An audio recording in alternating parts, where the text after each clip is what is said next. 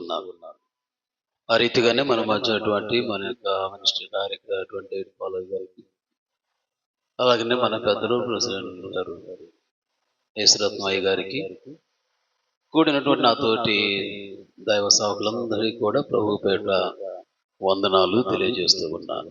దేవునికి స్తోత్రం. హల్లెలూయా. ఈ సమయంలో మరి డేవిడ్ పాలయ్య గారు కూడా మనతో మాట్లాడబోతున్నారు కనుక నేను క్లుప్తంగా, అంటే ఫస్ట్ టైం వారు మనతో మాట్లాడుతున్నారు. అది నిన్నటి దినముందు యేసురత్నయ్య గారు నాకు తెలియపరిచారు కనుక వాస్తవానికి ఆ వార్త తెలిసిన వెంటనే నేను వాక్యానికంటూ ఏం సిద్ధపడదు. Praise the Lord. హల్లెలూయా. ఎందుకంటే మనం ఎప్పుడు కూడుకుంటాం, మళ్ళా టైం వస్తుంది కనుక మరి వారికి సమయం ఇవ్వాల్సినటువంటి అవసరం ఉంటుంది కాబట్టి మరి ఇంత ముందుగానే మనం ఆలోచించినట్లుగా కొంత సాక్ష్యాన్ని, కొంత దేవుని యొక్క మాటలను క్లుప్తంగా మనము ధ్యానం చేసుకుందాం. Praise the Lord. హల్లెలూయా. బ్రీఫ్గా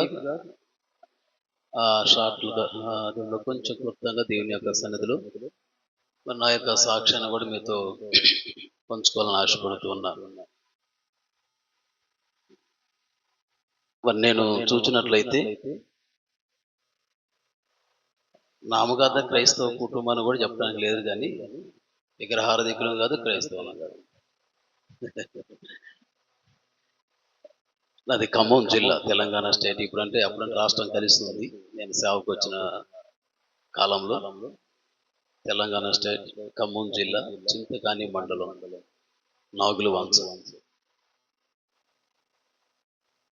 నేను 1973వ సంవత్సరంలో మరి జన్మించాను.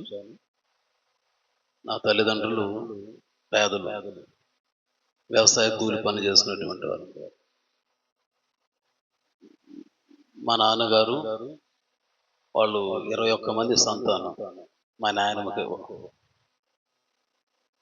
ఆ తర్వాత లాస్ట్లో 5 అన్నదమ్ములు, 2 అక్క చెల్లెలు మాత్రమే మిగిలారు. అందరూ పెద్దోళ్ళతో యవనస్తులు అట్లా ఉంటూ చనిపోయారు. నేను చదువుకునేటప్పటికీ, అంటే మా యొక్క వంశంలో ఎవరు కూడా 10th వరకు వచ్చి యువత దాటడం లేదు. ఆ తర్వాత నాకు అక్క చెల్లి ఉన్నారు. నా విద్యాభ్యాసం అంతా కూడా, అంటే మా ఊర్లో చాలా పెద్ద గ్రామం అది, దాదాపు డిస్టిక్లోనే దాదాపు 10,000 మంది ఓటింగే ఉంది అక్కడ. కళ్ళు వచ్చి 500 కడప పద్ధతి. ఆ రీతిగా ఉన్న సమయంలో సిఎస్ఐ చర్చి బ్యాక్గ్రౌండ్ చాలా కాలం వచ్చింది. నేను పుట్టక ముందు జూనియర్ కాలేజీ ఉంది. ఈ విధముగా అంటే కొంచెం డెవలప్ అయినటువంటి ఏరియా. హై స్కూల్ ఉంది, కాలేజీ ఉంది, గర్ల్స్ స్కూల్ ఉంది. ఇది నేను పుట్టడానికి ముందు చాలా కాలం వచ్చింది. ఈ విధంగా నేను చిన్నప్పటి నుంచి నాకు సామాజికమైనటువంటి ఉద్యమ భావం ఉండేది. సమాజాన్ని ఉద్ధరించాలి, ముఖ్యంగా బడుగు బలహీన వర్గాలు పక్షంగా నిలవాలి, పోరాడాలి. కులతత్వం, పేదరికం, నా వంతుకు దాన్ని నిర్మూలన చేయాలి. ఇది నా ఆశయం. ఆ విధంగా నాకు స్టడీ మీద చాలా ఇంట్రెస్ట్. నా ఆశ ఏంటంటే ఐఏఎస్ కావాలి. నాకు ఈ గ్రూప్ 1 గ్రూప్స్ ఉంటాయని తెలియదు. కలెక్టర్ అవ్వాలంటే కూడా దాన్ని కూడా ఒక కాలేజీ, అంటే దానికి ఒక సబ్జెక్ట్ లాగా. ఇప్పుడు బీటెక్ ఇట్లా ఎలా ఉంటుంది, ఇంజనీర్ కావాలంటే, డాక్టర్ కావాలంటే దానికంటూ ఒక కోర్సు ఉంటుంది అనుకున్నా. లేకపోతే నేను పందలపూడి ఉన్నప్పుడు కలెక్టర్గా చేసేవాడు. నాకు అంత ధైర్యం ఉంది. నా గోల్ కూడా అది. ఎందుకంటే నా వెనక ఉన్న నా సమాజానికి నేను ఉపయోగపడాలి. ఇది నేను 10th వరకు చదువుకున్న సందర్భంలో, అంటే కొంచెం చెప్పు చదివితే నాకు అది ఉండిపోతుంది. నా స్కూల్లో దేనిలోరా ఇంగ్లీష్, సైన్స్, సోషల్ ఎప్పుడు నేను ఫస్ట్, సెకండ్ ఉంటాను. ఎప్పుడు ప్రతి క్లాస్‌లో 10థ్ వరకు గూడా. మ్యాథ్స్ అంటే నాకు పెద్ద ఎందుకంటే పేదవాళ్ళం కదండీ అప్పుడు ట్యూషన్‌లో పోవటం కూడా పైసలు ఉండేవి. డబ్బులుండేవి కాదు. ఇంగ్లీష్ చదువుతా గానీ గ్రామర్ తెలీదు. ఎంత పెద్ద పారాగ్రాఫ్‌ని బట్టి పట్టేస్తా. మ్యాథ్స్ కూడా బట్టి పట్టే రాసా 10థ్‌లో. ఆ!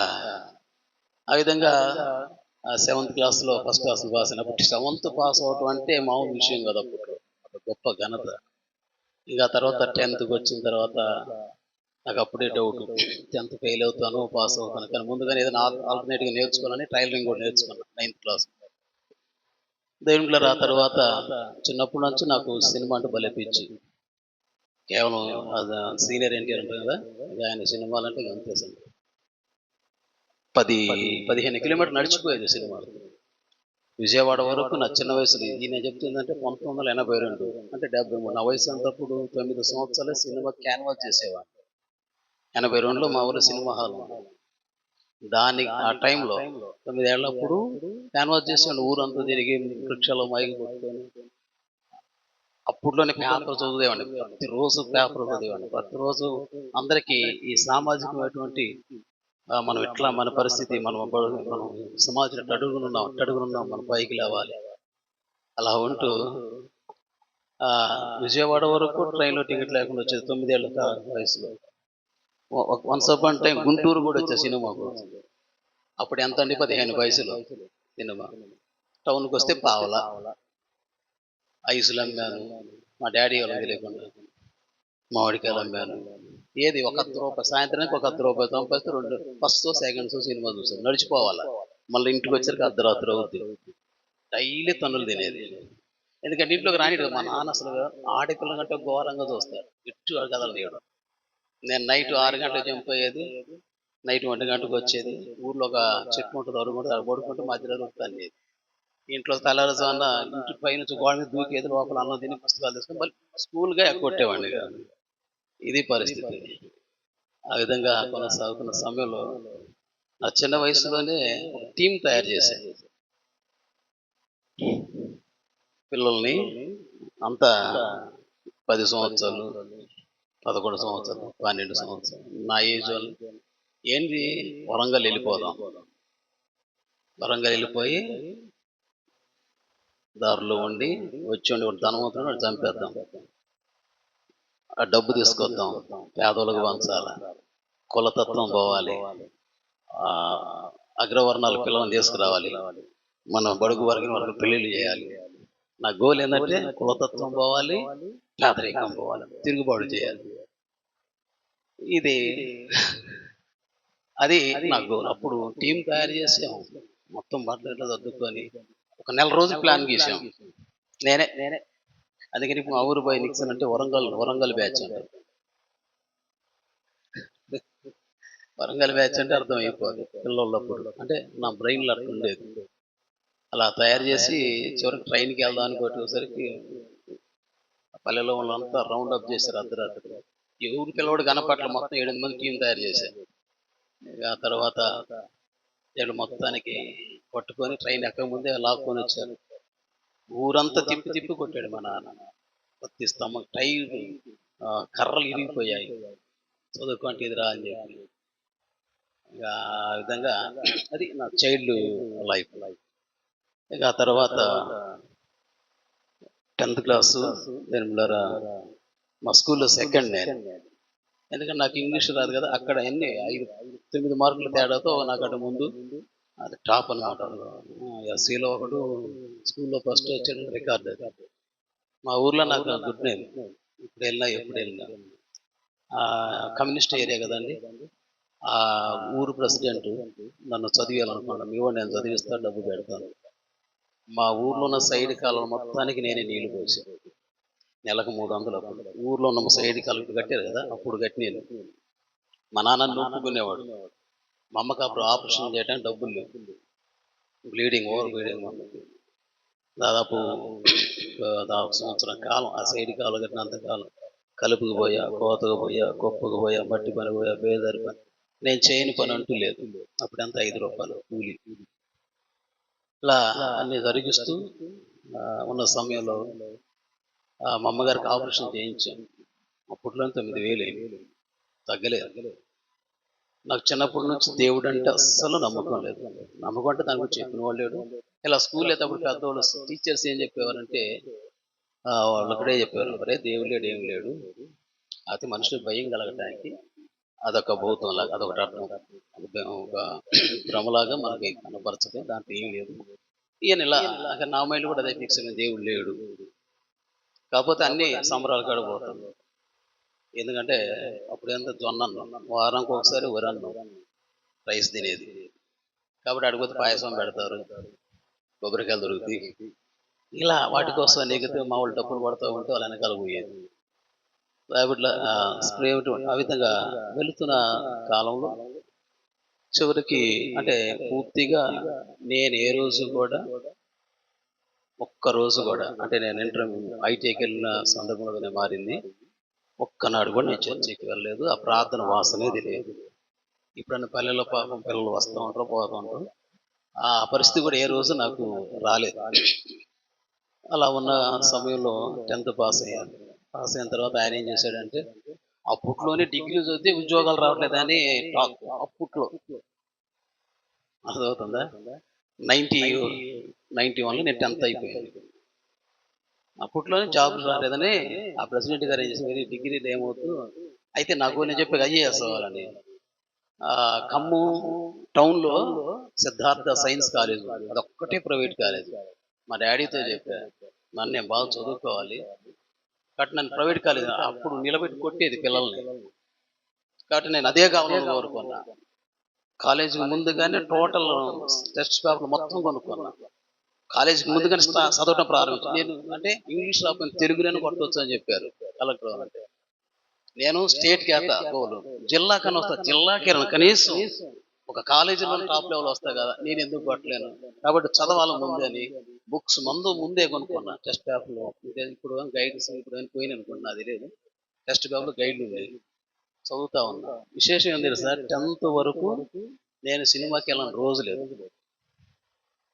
అంటే నడిచి అప్పుడు 15 కిలోమీటర్లు వెళ్ళాలి, ఖమ్మం, విజయవాడ, గుంటూరు రావాలి సినిమా చూడాలి.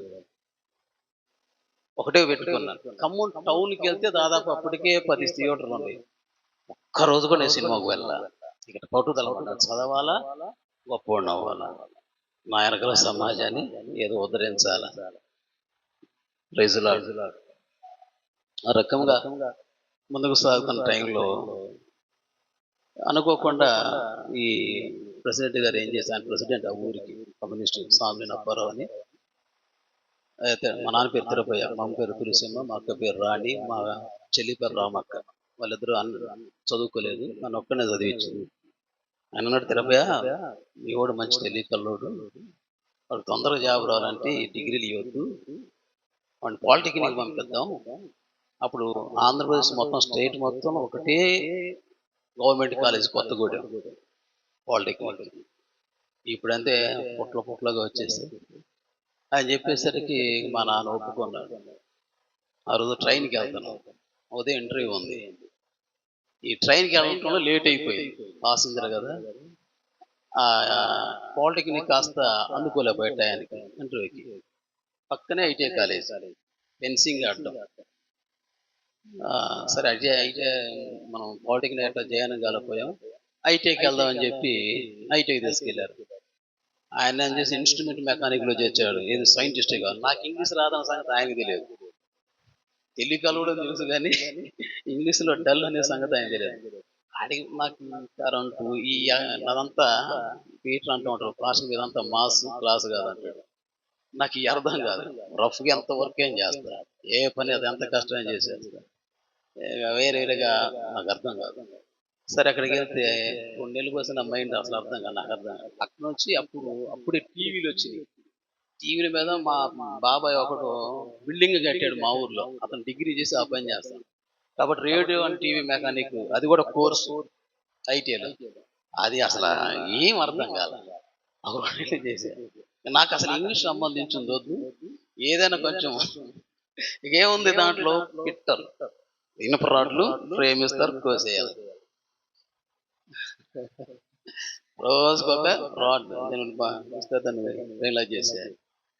దాంట్లో చేరిపోయా. ఆ! చేరిపోయిన తర్వాత ఇక అలా కష్టపడతా ఉన్నా. అయితే విచిత్రం ఏంటంటే, ఆ రోజు నేను గురువారం అనుకుంటా అక్కడికెళ్ళటం ఐటీఐకి. బీసీ, ఎస్సీ, ఎస్టీ వీళ్ళకి మాత్రం హాస్టల్ అంటే ఫుడ్ ఉండదు. రూమ్స్ ఇస్తారు వాళ్ళు. మొత్తం రూమ్స్ ఉంటాయి. ఒకే పెద్ద గోడౌన్ లాగా ఉంటది. లోపల రూమ్స్ ఉంటాయి. దాంట్లోకెళ్ళాలి. అక్కడే మనమే వండుకోవాలి. అప్పటి వరకు నేను ఇంట్లో పెరిగా కదా! అన్ని డేక్షలు అన్నీ తీసుకొనొచ్చాను. వచ్చిన తర్వాత ఆ రోజు నేను ఆ రూమ్ సర్దుకుంటా ఉన్నా. రూమ్ సర్దుకుంటా ఉంటే అక్కడ మనోహర్ అని మా సీనియర్ ఆడు ఎల్డరు. ఆడు ప్యూర్ అంటే పెంతెకోస్తు. అసలు భక్తి అంటే అట్లుంటాడు. ఖండించి ఉంటాడు. ఏదిగా సస్యం ఒప్పుకోడు. ఇంత పచ్చిగా ఉంటాడు. భూపాలపల్లిలో పెద్ద సేవ చేస్తున్న డిస్ట్రిక్ట్ క్లాసెస్ లీడర్ ఇప్పుడు. Praise Lord. ఆడేందో తెలుసా? ఎగ్జామ్ ఏమంటే చదువుగా వాడు దేవుడే మొత్తం యేసు ప్రభు సువార్త రాశాడు. మొత్తం అన్ని పేపర్‌లో. అట్లా ఉంటదన్నమాట. నాకేందంటే ఎవరు ప్రతి ఒక్కడిని నమ్మేస్తా. ఒక మాట అనంటే దానికి పూర్తిగా దానికి సాక్రిఫైస్ అయిపోతా. ఎవరైనా నాకు హెల్ప్ చేసినట్టుగా ఉంటే వాళ్ళ మాటలు తోసేయలేను. ఆ రోజు నేను రూమ్ సర్దుకుంటా బట్టలు అవి చిన్న రూమ్ కదా! అతను ఒక్కడొచ్చి నాకు హెల్ప్ చేశాడు.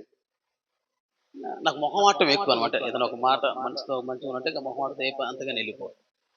అది ఇప్పటికి నేను తీసేసుకోలేను. అది నా జీల్ అంతే. దాన్ని కొన్నిసార్లు అనుకుంటా కొన్ని తీసేసుకోవాలని. కానీ అది రాదు. అయితే ఆ రీతిగా ఉన్నప్పుడు ఆయన హెల్ప్ చేశారు. శనివారం వచ్చేసి నాకు ఇంకెవరు ఫ్రెండ్స్ అవ్వాల. అక్కడంతా లంబాడి ఉంటారు చుట్టూ మొత్తం. ఆయన అన్నాడు, "తమ్ముడు చర్చికి వస్తావా?" అని అడిగాడు. నాకు అలవాటు లేదన్నా అన్నా. రారాదు వెళ్దాము ఒకసారి రా అన్నాడు. ఆ మాటకి ఏమైందంటే బాధపడతాడేమో పోకపోతే. ఏదో మంచిగా మాట్లాడుతున్నాడు కదా! సరేలే పోయేద్దాం అనుకున్నా. అప్పటికి ఇంకేందంటే ఈ రూమ్ సర్దుకున్నా గానీ సినిమాకి వెళ్ళే ఛాన్స్ నాకు టైం దొరకలే ఇంకా. నాకెక్కడ పోయిన ముందు అది ఎతుక్కుంటా. నాకిక మధ్యలో గివ్వు, ఎఫ్ఐఆర్స్ అంటే ఎవడన్నా నా చెల్లిని చూస్తాడేమో నాకు అసలు నాకది సామాజికంగా అది వ్యతిరేకం అనమాట. ఈ నా తోటలందరూ సెవెంత్ క్లాస్‌లో లవ్వు. నాకు ఎట్లాంటివి గిట్టేవి గాదు. సమాజం కోసం చేయాలి. మనం ముందుకెళ్ళాలి యథార్థంగా. అరే! నేను ఒక అమ్మాయిని చూస్తాను. నా చెల్లి ఒకడు చూస్తాడు గదా! ఎట్లా? కాపోతే ఒకటేందంటే ఎట్టి పరిస్థితుల్లో మన దళితులకి అగ్రవర్ణ అమ్మాయిని తీసుకొచ్చి ఎవడన్నా అట్లా కూడా ఒకడిని చేశా ఆ టైంలో 10థ్ క్లాస్‌లోనే. అప్పుడు ఒకడిని తప్పించి ఊళ్ళో ఒక అమ్మాయిని ప్రేమిస్తే వాడిని తీసుకొచ్చా. అలా ఉండే. ఆ టైప్‌లో ఉన్న తర్వాత నేను పోవాల్సొచ్చింది ఆదివారం. పోయేసరికి అది ఐపీసీ చర్చ్. పాస్టర్ దేవదాస్ గారు ఇప్పుడు ఏరియా పాస్టర్ కొత్తగా. వెళ్ళేసరికి ఆ కాలంలో ఎట్లుంటది మొత్తం అగ్ని. White and white. ఒక్క ఆ! పూసలు గాని ఏముండేది కాదు. అడిగి పోగలనే నాకు చెప్పాక నా చిన్నప్పటి నుంచి ప్రతిదీ క్షుణ్ణంగా ఆలోచిస్తా. నా బ్రెయిన్ అది ప్రతిదీ దాన్ని ఆలోచిస్తా. ఏంటిది? ఎందుకు ఇలా జరుగుతుంది? అలా అయిపోయిన తర్వాత వెళ్ళాను. చర్చిలోకి వెళ్తే అక్కడంతా మైన్స్ ఏరియా కదండీ! అన్ని కులాలు ఉన్నారు. అంతా ఆఫీసర్స్. ఉద్యోగస్తులు ఉన్నారు. వెళ్ళేసరికి చూశాను. ఆత్మలో మాట్లాడుతున్నారు. వైట్ అండ్ వైట్ ఏశారు. ఒకసారి నేను పలానా కులం నుంచి వచ్చాను. నేను కాబట్టి ప్రభువు నమ్ముకుని నాకీ ద్వేషించారు, దూషించారు, ఏలేశారు. ఇయన్నీ చెప్తా ఉన్నారు. నా కళ్ళ ముందే దెయ్యాలు ఇట్లాంటివి వెళ్ళిపోవడం. సేమ్ టైమ్ ఇక నాకేమైందంటే అసలు ఇది ఏంట్రా? ఇన్నాళ్ళంటే మాలోళ్ళకి ఒక దేవుడు, మాల మాదికి ఒక దేవుడు, ఊళ్ళోళ్ళకి ఒక దేవుడు. ఏదో నామకథం పెట్టుకుంటారు, చేసుకుంటున్నారు. అసలు ఈ వ్యవహారం ఏంటి? అసలు దీని వ్యవహారం తెలియాలి. ఇది వాస్తవమా? అవాస్తవమా? నాలో ఒక క్వెషన్ అన్నమాట. ఒక రీచార్జ్ లాగా అయిపోయింది నా పని. చూద్దాం అసలు ఎందుకు అంటే నా మైండ్ ఈడు ఉద్యోగం చేస్తున్నాడు. ఇతను ఆఫీసర్. ఇతను కులం వదిలిపెట్టుకొని దీంట్లోకి రావాల్సిన అవసరం ఏముంది? దానికోసం నిన్ను బాధలు పట్టేది. తినటానికి తిండి ఉంది, మంచి పొజిషన్ ఉంది. ఎందుకు వస్తున్నాడు? ఏంటి దీని వెనకాల? అరే ఎంతకాలం దెయ్యాలు ఏదో కొడతా ఉండేది. చూపులు చూసినట్టు కొడతా ఉండేది. చిన్నప్పటి నుంచి నా దెయ్యం అన్నా, ఇంకోటన్నా భయం లేదు. అసలు చావంటే భయం. నా ఎదురుకి ఎంతమంది ఉన్నా నేను భయపడను. ఎందుకంటే పోతే ప్రాణం సాధ్యం తీసి మనం చంపుతాం లేకపోతే చస్తాం ఇంతే నాకు. ఇట్లా ఉంటే చూశాను. దాంట్లో ఏంటి అసలు? తర్వాత ఈ ఆత్మని ఎగురుతున్నారు. ఇక ఇయన్నీ ఈ 3 ప్రశ్నలు ఈళ్ళెందుకు మారారు? ఈ ఆత్మ ఏంటి? ఈ దయ్యాలు ఏంటి? అసలు ఈ విధంగా ఈళ్ళంతా దేవుడు దేవుడిని దీంట్లో దిగాల్సిన ఎంత ఇబ్బంది పడాల్సిన పరిస్థితి ఏంటి? అది ఎవరు చూద్దామని చెప్పి అలా ఇక పోయింది. ఈ సినిమా, ఈ వ్యవహారం పోయింది. దీంట్లో పడిపోయారు. అలా చర్చికి అలవాటైన తర్వాత ఆ టైంలోనే అక్కడ రామగుండం అని ఉంది పక్కనే. నేనుండేది దేనిమల 4 ఇంక్లేన్ రామవరం. రామగుండం రుద్రంపూర్ ఉంది. పాస్టర్ సీనియర్ పాస్టర్ గారు అక్కడ. ఆ పాస్టర్ గారు నాకు పరిచయం చేస్తున్న ఆ ఊర్లో ఒక బ్రాహ్మణ కుటుంబం, భార్యాభర్త లెక్చరర్స్. వారు ప్రభు నమ్ముకుని ఆమె కొంచెం బలహీనంగా వస్తే ప్రభు నమ్ముకుంది.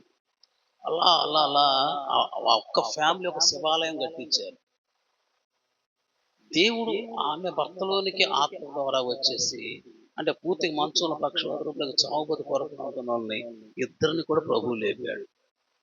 ఇక వాళ్ళిద్దరు వాళ్ళు శివాలయం గడిచిన వాళ్ళు సేవకులు అయిపోయారు.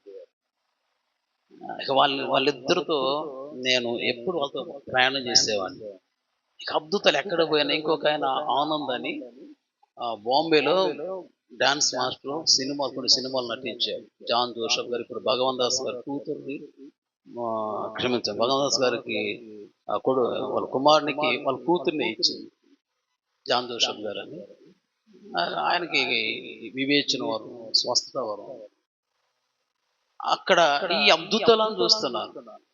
చూసి ఆలోచించినప్పుడు మొత్తానికి నేను గ్రహించింది ఏంటంటే దేవుణ్ణి ఈ భూమి మీద మానవ అతీతమైన శక్తి ఏదో ఉంది. లేకపోతే దెయ్యాలు ఏంటి ఇలా ఎలా జరుగుతున్నాయి?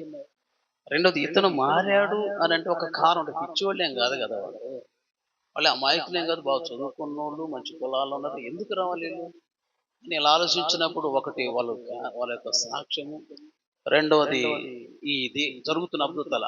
అయితే ఒక శక్తి ఉంది. యేసు ప్రభు దేవుడా ఇంకోటి దేవుడు కాదు, మొత్తానికి ఏదో ఒక మానవ అతీతమైన శక్తి భూమి మీద పని చేస్తా ఉంది. ఇప్పుడు గాడి చేస్తాడు, మంతా చేస్తాడు, దెయ్యాలు కూడా చెత్త కొడతారు, అది వెళ్ళిపోతే మళ్ళీ మామూలు వెళ్తారు. ఎలా సాధ్యం అంటే మొత్తానికి ఏదో ఉంది. ఇలా ఆలోచించినప్పుడు ఒక శక్తి ఉంది అంటే ఒక దురాత్మ శక్తి ఉందంటే ఆల్రెడీ ఒక దైవ శక్తి ఉంది. దైవ శక్తి ఉందంటే అసలు దేవుడు ఎవరు, ప్లస్ దేవుడు అంటే ఏంటి, ఇది నా క్వశ్చన్. ఇలా ఇక అన్ని కనీసం కొన్ని వందల పుస్తకాలు చదివేప్పుడు ఒకటే ప్రశ్న, తెలుసుకోవాలి. ఎక్కడ మాస్టర్స్ మీటింగ్ అయితే మొత్తం లిస్ట్ పెట్టుకొని వెళ్ళేది, ఈ క్వశ్చన్కి ఆన్సర్ చెప్పండి. ఇలా అయిపోయి చివరికి దేవుడు ఉన్నాడు అని అర్థమైంది. దయ్యం ఉంది, దేవుడు ఉన్నాడు. దేవుడు అంటే ఏందన్నప్పుడు ఇక మన తెలుసే కదా దేవుడికి ఉండే క్వాలిటీస్. వీటన్నిటిని ఒక్కొక్క దేవునికి పోల్చుకొని చూస్తే ఎక్కడొకటి చిన్న లోపం ఎగిరిపోయి చివరికి యేసుక్రీస్తే దేవుడు అలా అర్థం. యేసు ప్రభు దేవుడైతే నా గోల్ ఇప్పటిదాకా ఏంటి? సమాజాన్ని బాగు చేయాలి, వాళ్ళని ఆర్థికంగా బాగు చేయాలి. నేను ఎవడన్నా బాగా చేసి ఒక ఇల్లు వాకిలో ఇంకోటి ఏదో సంపాదించి పెడితే వాడు 100 ఏళ్ళలోపే ఉంటాడు, కూడా చచ్చిపోతాడు కదా. నేను చేసినటువంటి సేవంతా అంటే సామాజిక సేవంతా కూడా అంతటితో అయిపోతుంది. ఆ తర్వాత యేసుప్రభు నరకం కదా. అది ఒక వ్యక్తిని మారిస్తే వాడిని యుగాలు నేను వాడిని సజీవుడిగా ఉంచుతాను. వాడికంటే ఒక పరలోకంలో నేను వాడికి స్థానం కలుగుతాను, నా ద్వారే కదా. ఇదేదో బాగుంది. నా గోలు మనుషులు గొప్పవాళ్ళని సామాజిక బాగు చేయాలి. కనుక ఈ దేవుని వైపు సేవ చేయాలని నాకు అస్సలు లేదు. మాస్టర్ గారు ఆలోచన నాకు దేవుడు బలవంతంగా కలిగిస్తే వచ్చింది తప్ప నేను సేవ చేయదలుచుకోలేదు. నా గోలు ఏంటి? ఇప్పుడు దేవుని తెలుసుకున్నాక ఇక సువార్త చెప్పాలి. ఇక అప్పటి నుంచి రోజు ఆ మందిరంలో ఐపీసీ కంటిన్యూ శనివారం ఆ 2 సంవత్సరాలు నేను ఉపవాసం ఉండడం దినం లేదు. ఇక వెళ్ళిపోతున్నా, దేవుళ్ళకి వెళ్ళిపోతున్నా. ప్రతిరోజు కాలేజీ అయిపోయిన వెంటనే సైకిల్ వేసుకోవటం, ఆ కోయోళ్ళకి లంబోడోళ్ళకి ఒక 20-30 కిలోమీటర్ దూరం వెళ్ళి రోజు సువార్త చేశారు. ఇలా ప్రతి డైలీ మా పాస్టర్ గారి బట్టలు ఉతికేది నేనే, నీటిలో వాగులో తీసుకెళ్ళి రోజు అడవికి వెళ్ళి అడవి మొత్తం కట్టెలు తీసుకొచ్చేది నేను. శనివారం ఆదివారం నేనే పరిచయం చేసేవాడిని.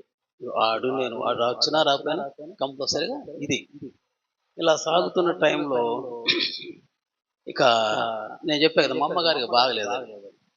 మా అమ్మగారికి బ్లీడింగ్ మళ్ళా స్టార్ట్ అయింది. ఆపరేషన్ చేసిన తగ్గల.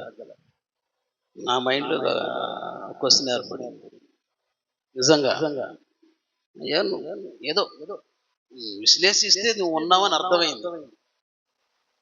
నిజంగా ఆ అనుభవం నాకు ఇప్పుడు కావాలి. నీవు గాని ఉంటే స్వస్థత నిజమైతే మా అమ్మగారు స్వస్థత పొందారు, ఏ టాబ్లెట్ పడవద్దు, అన్నీ అయిపోయినాయి అని చెప్పి రోజుకు ఒక పూట మధ్యాహ్నం భోజనం చేస్తాను, మళ్ళీ రేపు మధ్యాహ్నం ఇలా 40 days ఉపవాసం ఉన్నా. ఎందుకంటే రాడ్లు కోయాలి కదా, రోజు పెట్రోల్ వర్క్ కదా, అట్లాగా అయిపోయి 40 రోజులు ఉపవాసం ఉన్నా. 40 రోజు కంప్లీట్ అయ్యేది. అది ఎట్లా వచ్చిందంటే డైరెక్ట్గా ఆ రోజు శనివారం గొలుసు ప్రార్థన ఉంటుంది కదా, ఆ రోజు గొలుసు ప్రార్థన మొత్తం అన్ని చాలా గ్రామాల నుంచి ఒక 5-6 కలిసి ఉదయం సాయంత్రం 6 గంటల నుంచి తెల్లారుదాం 5:30-6 గంటల జరుగుతుంది. సరే ఆ కూటానికి వెళ్ళాను. నేనే అంటే పాటలు పాడే టీం నేను, తెలుసు కదా, డ్రమ్ము గిమ్ము. అప్పట్లోనే డ్రమ్ అంటే ఇక మామూలుగా ఉండేది. ఇక అలా ఉండేసరికి ఆ రోజు మొన్నగానే ప్రవచనం ద్వారా వెళ్ళేదాన్ని సేవకులు మాట్లాడారు. అప్పుడు ఒక ప్రవచనం మిడ్-నైట్లో అంటే కూటం జరుగుతుంది, ఆత్మకూటం జరుగుతున్నప్పుడు ప్రవచనం ద్వారా ప్రభు మాట్లాడాడు. నా కుమారుడా నీక్సన్, నువ్వు కొన్ని రోజులు ఇలా ఉపవాసం ప్రార్థన చేస్తున్నావు, మీ అమ్మగారు మరలా ఇదే గొలుసు ప్రార్థనకి అంటే నెక్స్ట్ మంత్ ఇక్కడికి తీసుకురా, అదే రోజు మీ అమ్మగారు హీల్ అవుతుంది, అదే రోజు ఆ బలహీనత వెళ్ళిపోద్ది, కానీ నువ్వు నా సేవకు రావాలి అన్నాడు. ఇదే నీకు ఇచ్చే సూచన అన్నాడు. ఇది జరిగిందంటే నా పిలుపు కన్ఫర్మ్ చేసుకో అన్నాడు. సరే సేవ సంగతి అసలు చూద్దామని చెప్పి మళ్ళా కరెక్ట్ ఒక నెల తిరిగేసరికి అదే గొలుసు ప్రార్థనకి మా అమ్మని తీసుకుని ఫస్ట్ టైం చర్చ్, అది అప్పుకోవటానికి. ఆ నైట్ తెల్లారిసరికి హీల్ అయిపోయింది. చనిపోయే వరకు ఇంకా బలహీనత లేదు, గుండెలు ఎక్కడో గుచ్చుకుంది. ఇదేంట్రా బాగా చేసుడు బాగా చేయక సేవ అంటున్నాడు. నేనేమో అయ్యో అసలు అది ఏదో ఒకటి సామాజికంగా నేను ఆ ప్రజలు బాగు చేయాలనుకుంటున్నాను. రెండోది నా కుటుంబం చిన్న పేదరికం, గుడిసే నాది, ఒక్కడే కూడా నా మీద చాలా ఆశ పెంచుకున్నాను. మా డాడీ మమ్మీ కష్టపడి నాకు అప్పుడు నెలకు 3,000 అవుతుంది. అప్పట్లో 3,000 అంటే టాప్ అన్నమాట, అంటే భోజనం దీనికి ఇలా ఉంటే అది అంటే సేవకురాలని అనిపించింది. ఏ విధంగా బాగా చదవాలి, జాబ్ చేయాలి, ఇక కలెక్టర్ విషయం అట్లా పోయింది, నేను జాబ్ చేయాలి. ఇప్పుడు నాతో ఉన్న ఐటీ నా బ్యాచ్ నేను తప్ప ప్రతి ఒక్కరు 2 lakhs ఇప్పుడు వాళ్ళకి జీతం ఇప్పుడు ప్రజెంట్ వాళ్ళు. ఆ తర్వాత అట్లాగ అయిపోయిన తర్వాత మా అమ్మగారు బాగుపడింది. ఇక పూర్తిగా నాకు భయం వచ్చేసింది. దేవుడు అనేది కన్ఫామ్ అయిపోయింది. నా ప్రార్థన అంతా ఉంటే కనబడి ఉంటే మాట్లాడుకుంటే బాగుంది, అన్ని క్వశ్చన్లు ఉంటాయి ప్రార్థనలో కూడా. ఇప్పుడు మీకు కూడా ఇప్పుడు ఎట్లా క్వశ్చన్లు వేస్తాను, సేమ్ అట్నే ఉంటుంది నా స్థాయిలో దేవుని దగ్గర ప్రార్థన చేసేటప్పుడు కూడా. నేను ఇంతకుముందే చెప్పాను, ఈ రోజు నేను ఖమ్మంలో వేరే మినిస్ట్రీలో జాయిన్ అవ్వాలి. గత 2 నెలలుగా అంటే పరిచయం అనేది కనబడుతుంది, కానీ ఏమో ఏదో మంచిగా ఉంటే జరుగుతూ ఉంటుందేమో, కానీ దేవుని యొక్క చిత్తం మరి ఈ ఏరియాలో నేను చేయగలనా నాకు ఆలోచన అంతర్మదం. రోజు ఇదే ప్రార్థన అంటే మాట్లాడు మళ్ళీ నాకు అనిపిస్తే నేను అడిగే దమ్ము నాకు లేదులే, నేను ఎట్లా అడగాలి, నువ్వు ఆశ్రయం అంటాం కూడా నాకు బాగాలేదు. అయినా మరి నా పరిస్థితి ఏంటి, ఎన్ని పిచ్చి పిచ్చికితే ప్రార్థన 4 గంటలు వేసిన 12 గంటలు వేసిన ఇదే ప్రార్థన, రంగం గురించి చేస్తానా అంతర్మాత్రం, ఎందుకంటే ఆయన చిత్తం లేకుండా ఏం చేయాలి. కాబట్టి ఈరోజు డైరెక్ట్ గారు ఆ ప్రాఫిట్ రాకపోతే ఈ నెలలో జంపు, నాకు ఈ స్థానిక ఏముంది, ఇంకో చోట ఉంది, మినిస్ట్రీలో ఉన్నానా, లేకపోతే మళ్ళీ అధ్యక్షుడిగా ఉన్నానా, సంఘం పర్వాలేదా, ఇవన్నీ కాదు, దేవుని చిత్తం కావాలా. Praise Lord. విదేశీ ఇక్కడ ఒక చిన్న మాట వచ్చి అడిగారు పాస్టర్ గారు, ఇంకో పాస్టర్ గారు అంతే, ఒక్క మాటే ఓకే అన్న. ఇంక నేనేం మాట్లాడాలి. ఇక్కడ పందలపాడు నుంచి వచ్చేటప్పుడు కూడా నా బిడ్డలు తీసుకొని వస్తాను సైకిల్ మీద, నాతో ఒక సహోదరుడు వస్తాడు. అన్న యేసురత్నం నొత్తి బాగుంటుంది అన్న అంటే, అంతకుముందే నాకు చికాకు పుట్టి యేసురత్నం నేను ఒప్పించి భగవాన్ దాస్ గారు లెటర్స్ రాసి సంఘ పెద్దలు సైన్ చేయించాను నెల ముందే. అంటే బాగా రాసామంట కదా, నువ్వు ఇక్కడ ఇంత బాధపడుతున్నావు కదా పిల్లలు తీసుకొని, అదేదో అక్కడ నుండి నీకు రెండు ఆ మాటకి నా మనసు చిత్తం అనిపించి సాయంత్రానికి వెళ్ళి పిల్లల్ని తీసుకుని వెళ్ళి, ఎవరికి తెలియదు నేను పందరపాడు నుంచి వచ్చే సంగతి. ఆన్ ద స్పాట్ నేనే ట్రాక్టర్ రప్పించి ట్రాక్టర్ ఇద్దరు కుర్రోళ్ళతోటి మొత్తం సామాన్ సర్దేసి మసక సీగొట్టు వచ్చింది సాయంత్రం పూట. ఒక్కరు కూడా తెలియదు నాకు. నా పరిస్థితి అట్లా ఉంటుంది.